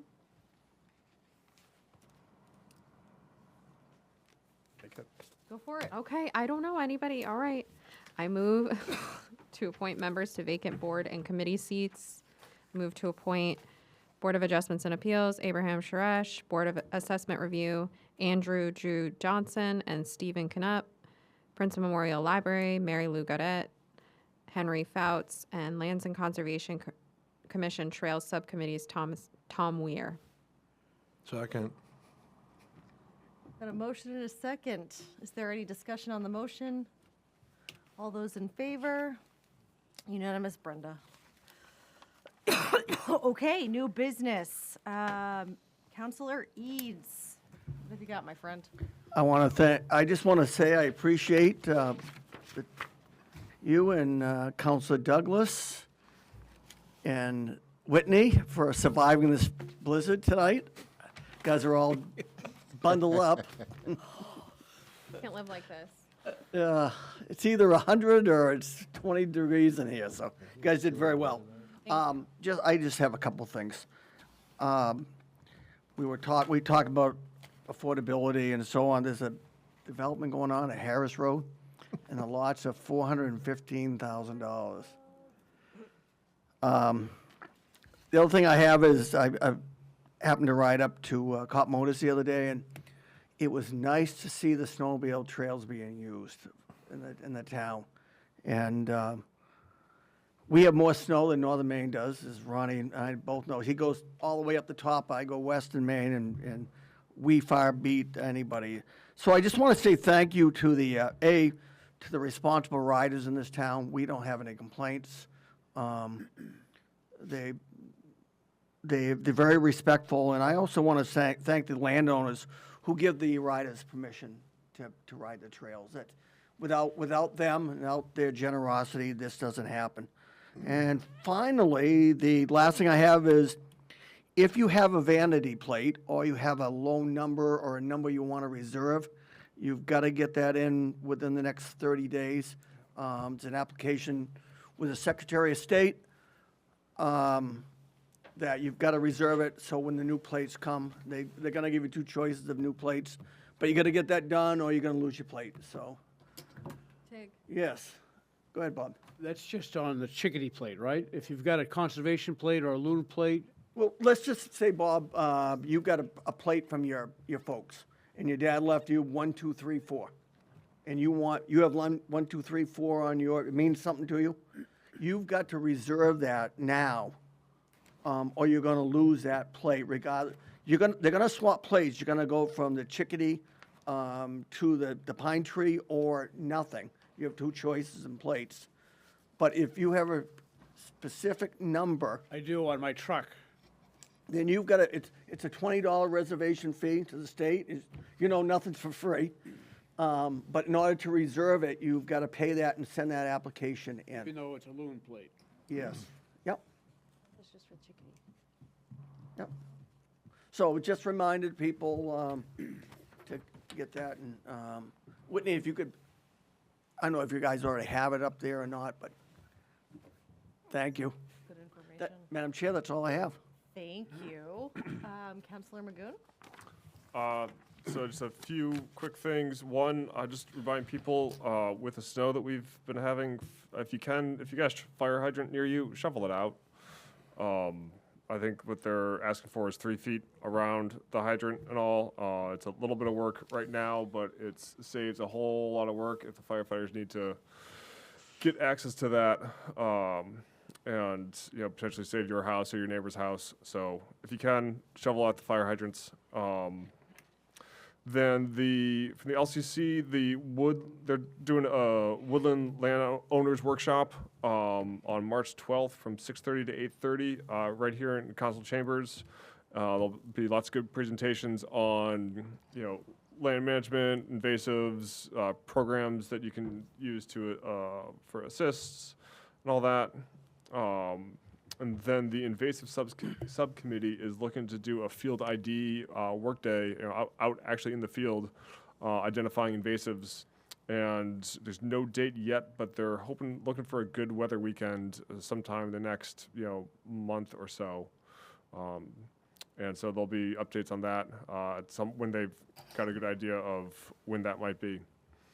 And I don't think we have a location for that, but it'd be outside, so dress appropriately.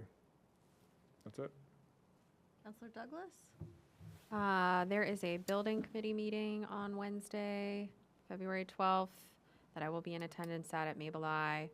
And then I know Matt touched on this earlier, but we will be circulating the finance meeting agenda or meeting timeline moving forward, going into budget season, with the hopes of getting everybody their binders by March 7th so that you have them for the March 10th meeting.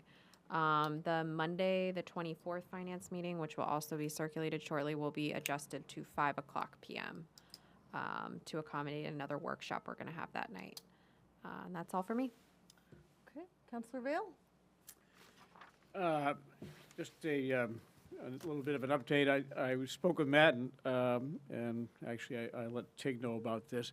I'm going to ask at our joint meeting here, coming up here on Thursday, to explore with us the opportunity to have parity with other communities in regards to how the school and the towns view their budget.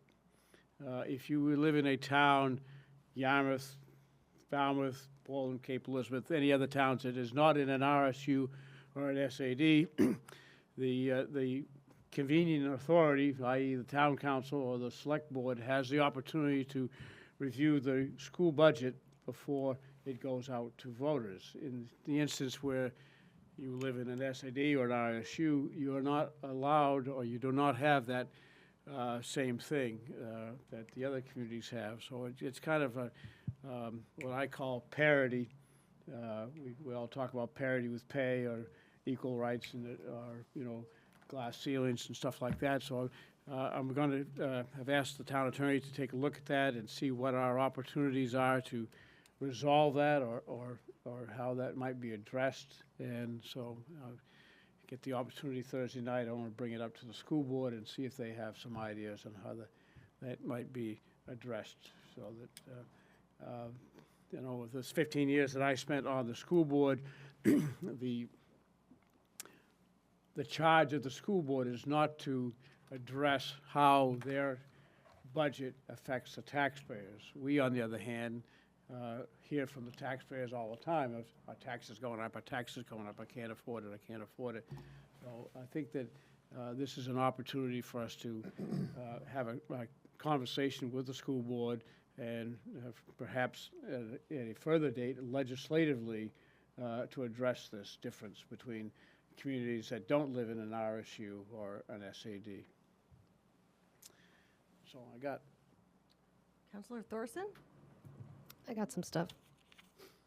Matt talked about the employment opportunities in town. There is one more of them. The library is seeking a substitute circulation aide. The application is available on the town website, and it's basically you're just filling in when someone isn't able to be there, and it's kind of also experience and also perhaps like a stepping stone into a full position when it comes available.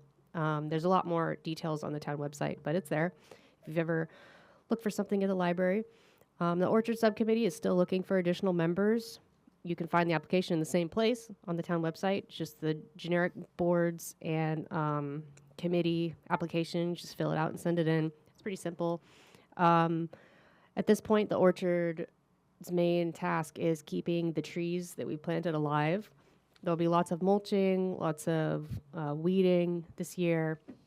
And there's also going to be the opportunity to design and build some raised beds, plant some stuff in there, and also planning the annual Arbor Day celebration, which will be in the last third Friday in April or something. I can't remember which. I should know that, but I don't. But more on that coming. I'm sure there will be an advertisement out there or whatever, but that'll be our and we have to do the proclamation as well whenever that happens. So that is kind of on the radar. Anybody who came to last year's planting event, it was really cool, and we'll have more stuff to plant, and hoping that we get a lot of community members out there. Additionally, tomorrow, there is something I didn't even know existed till I saw it on Facebook. It's the Falmouth Cumberland Community Chamber of Commerce, or the FCCCC. They are hosting a winter warmer event tomorrow at the Portland Pie Company in Falmouth from 4:30 to 6:30 p.m. I plan to go. I don't know if anyone wants to go with me. I want to check it out. It's an opportunity to connect with local businesses, share ideas to drive local business communities forward, and learn about upcoming and regional events and trainings. Again, I didn't know this was the thing. It's part of the greater Portland Chamber of Commerce, but this is specific to Falmouth and Cumberland. So I'm gonna go out and learn more about it, especially as we're looking at stuff for the comp plan and kind of stimulating commercial growth, stuff like that. That's all I have on my Post-it note. Councillor Kopp? Couple of things. Thursday, the 13th, we have a meeting with the school board, and how will we know if that's canceled because of the impending storm? As soon as I know, you'll know, Councilor Kopp. You're not going to pick us up in your wrecker? I will, but you might be late. I'll probably reach out to superintendent over the next day or two and Okay. just say, okay, if, what's our foul weather plan, All just right. in case, yeah. All right. We can keep an eye on I'm that. just, I don't know, if they cancel school, that school won't be plowed and all of that. So, that's just my question. Another thing, we've experienced more snow in the last 2 weeks than we've probably had in the last 2 years. 2 more storms coming. Just want everybody to be aware of snow loads on their roofs. I pulled some of the snow off my roof just 4 feet up to keep the ice from building up, and it's quite heavy already. So with the 20-plus inches that they're expecting in the next 2 storms, it's just something to be aware of. I want to donate my $20 to the 4-H food pantry. Last week, Mike Eads came up to my shop and had me order him a tire for his truck. And he just handed me a check for the tire, but the check exceeds the amount of the tire, and he forgot to put pay to the order of. So I wrote Cumberland Food Pantry on your check, so make sure you tell your secretary. So there's another donation from Mr. Eads. And that is all I have. One more thing, trash bags. Are we struggling to keep them on the shelves? Because nobody can find them. I can follow up with Chris on that in the morning. I hadn't heard that, but Okay, Hannaford in Falmouth was out. Jenny Okay. went down to Shaw's Hannaford at Falmouth has them. Yeah, I'm sure. out of bags. Everybody Okay. else has got them. we do have them here at Town Hall. You do? Yep. Okay. Yep, in case they're at that point, but we can do a follow-up as well, and make sure that they have Perfect. And that's all I have. stock. Oh, actually, I do have one more thing I almost forgot. I have been working on the TIF 1 thing with a lot of help from a good friend, and I have copies that I want to give everybody here just to go over, just food for thought. Put a lot of time and effort into it, and I'll give one to everybody so you guys can all look it over. Bob already has his, so that's all I have. Excellent.